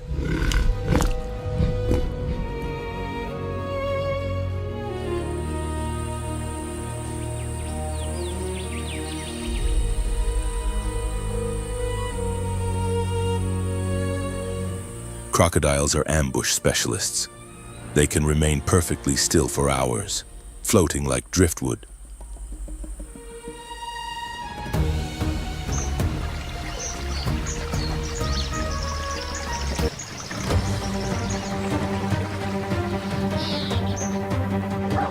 But when the moment comes, every muscle fires at once, a lightning strike of teeth that seize the prey and drag it beneath the surface.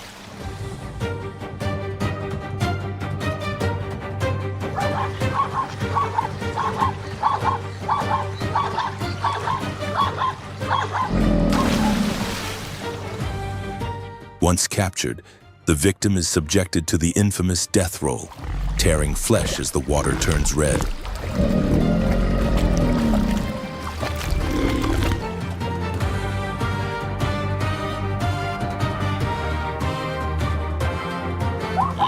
With a slow metabolism, these reptiles can go months without feeding.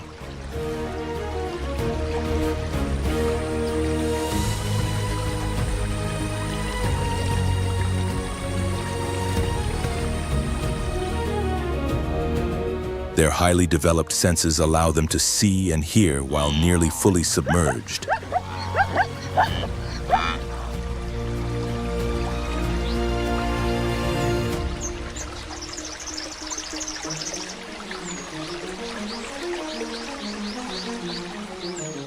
For all these reasons, during the Great Migration, the Mara River becomes the ultimate hunting ground, an arena perfectly suited to one of nature's most formidable predators.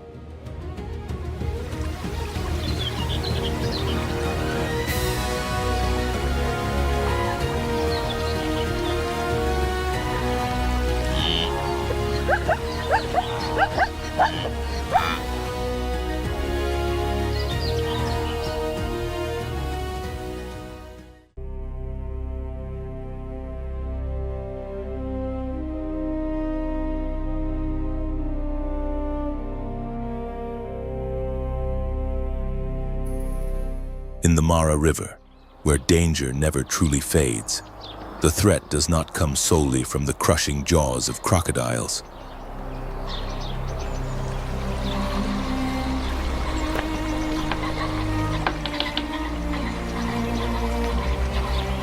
These waters belong to another giant as well, the hippopotamus, the silent ruler of Africa's rivers.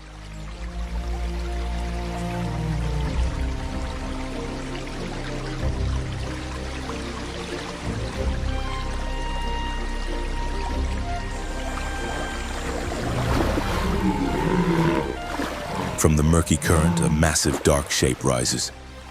Bloodshot eyes glint beneath the fading light as it watches a pride of lions cautiously approaching the riverbank.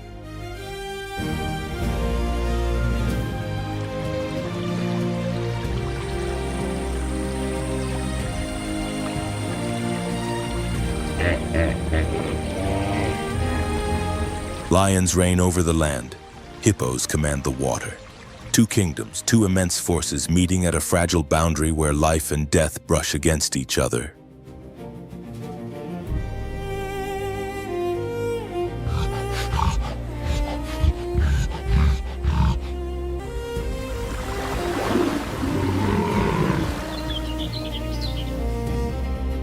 The tension erupts without warning. The clash is sudden and violent, yet it leaves no clear victor.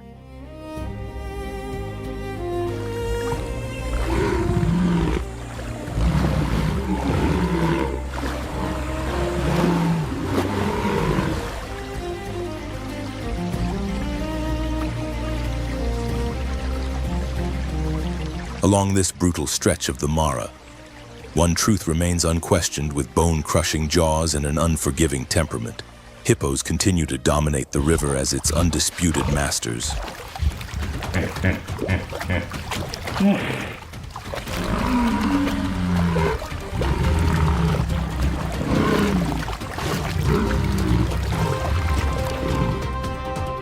Reaching nearly 4 meters in length and protected by skin up to 5 centimeters thick, hippos may appear slow and clumsy at first glance, but beneath that bulk lies extraordinary power.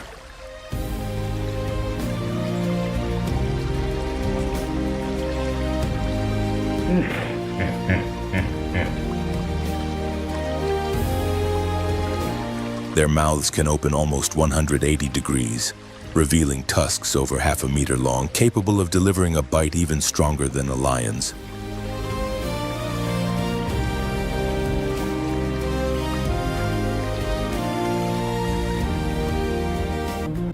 Despite their size, hippos can sprint on land at speeds approaching 30 kilometers per hour and remain submerged for 4 to 5 minutes with ease, a clear warning to any intruder.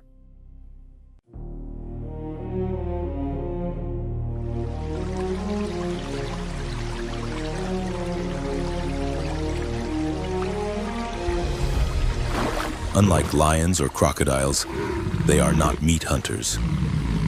Their diet is almost entirely herbivorous, and each night they may leave the water to consume up to 40 kilograms of grass.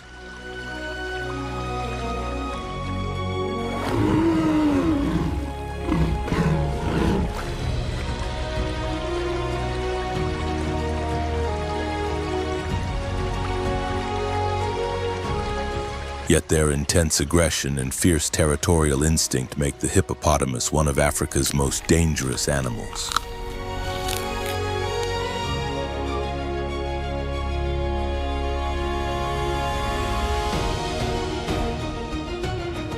Any challenger, whether crocodile or lion, that dares to test its authority risks paying a heavy price.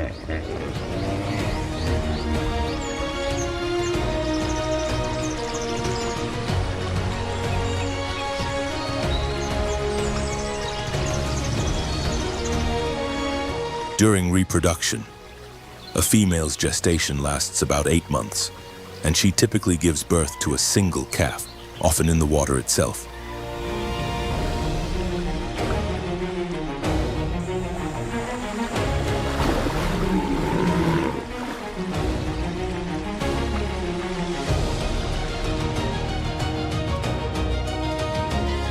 At birth, the calf weighs around 40 kilograms, can swim immediately, and even nurses beneath the surface.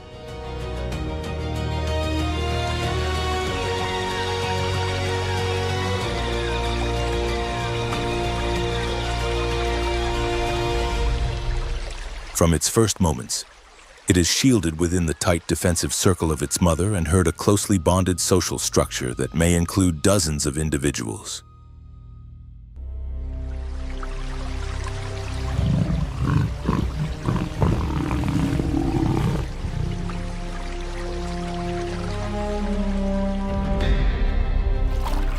Most confrontations end with the intruder retreating, while the hippos retain control beneath the muddy waters.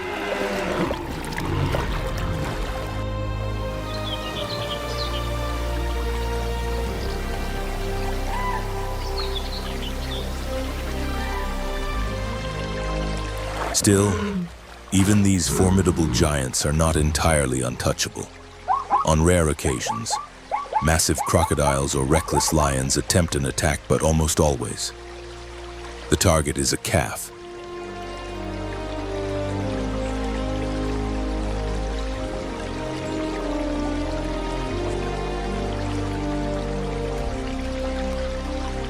This vulnerability marks the only crack in their seemingly absolute power.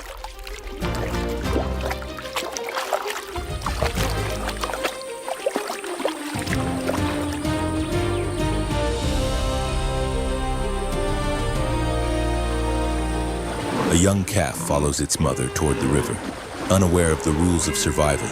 When a colossal shadow rises from below, the water erupts in chaos. But the story does not end there.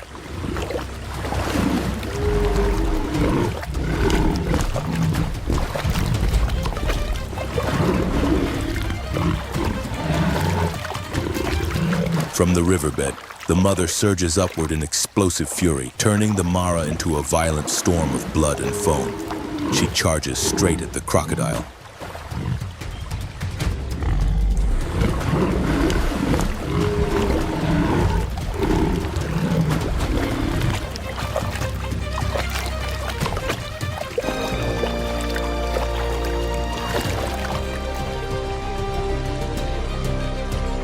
In the end, the reptile lies lifeless, drifting in the dark current. The female lifts her head, eyes blazing, standing guard.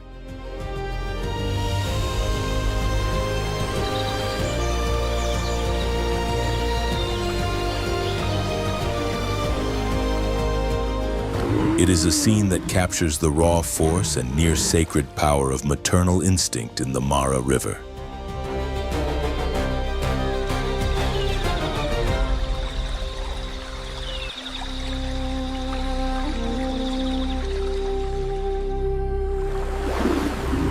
In this river of death, strength is not born only from tusks or muscle, but from the unbreakable bond between mother and offspring.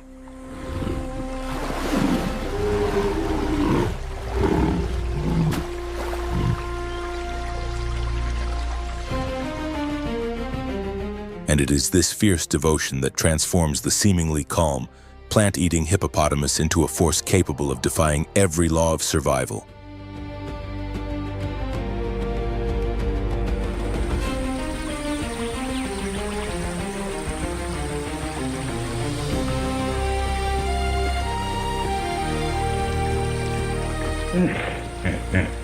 And so, the story of the lion comes to an end, the undisputed symbol of power in the African savanna. A realm where dominance is never permanent and the crown must be defended every single day.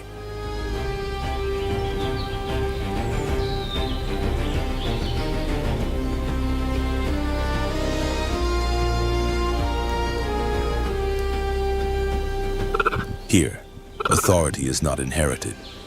It is earned through blood, endurance, and split-second decisions.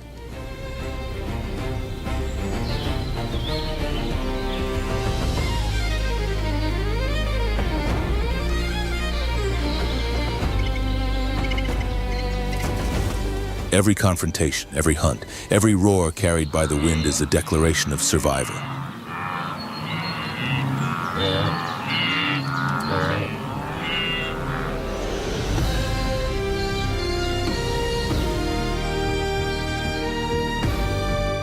In this unforgiving land, even the king walks a fragile line. One mistake, one injury, one moment of weakness can turn the hunter into the hunted.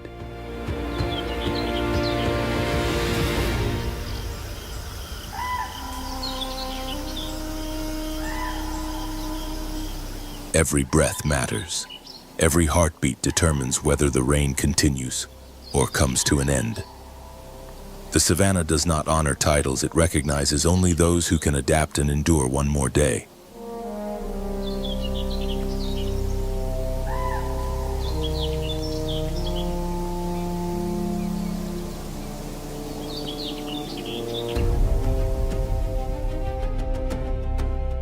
The lion does not rule by strength alone, but by its ability to face a world where life and death are separated by a single step.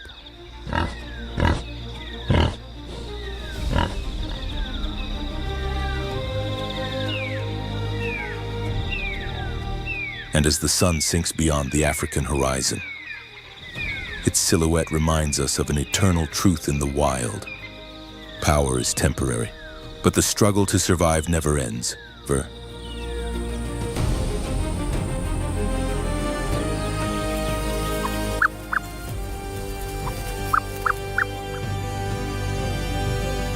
If the raw strength and beauty of the natural world inspire you. Don't forget to subscribe to Beast Call Nature and join us in the next adventure as we continue to explore the secrets of nature in its purest form.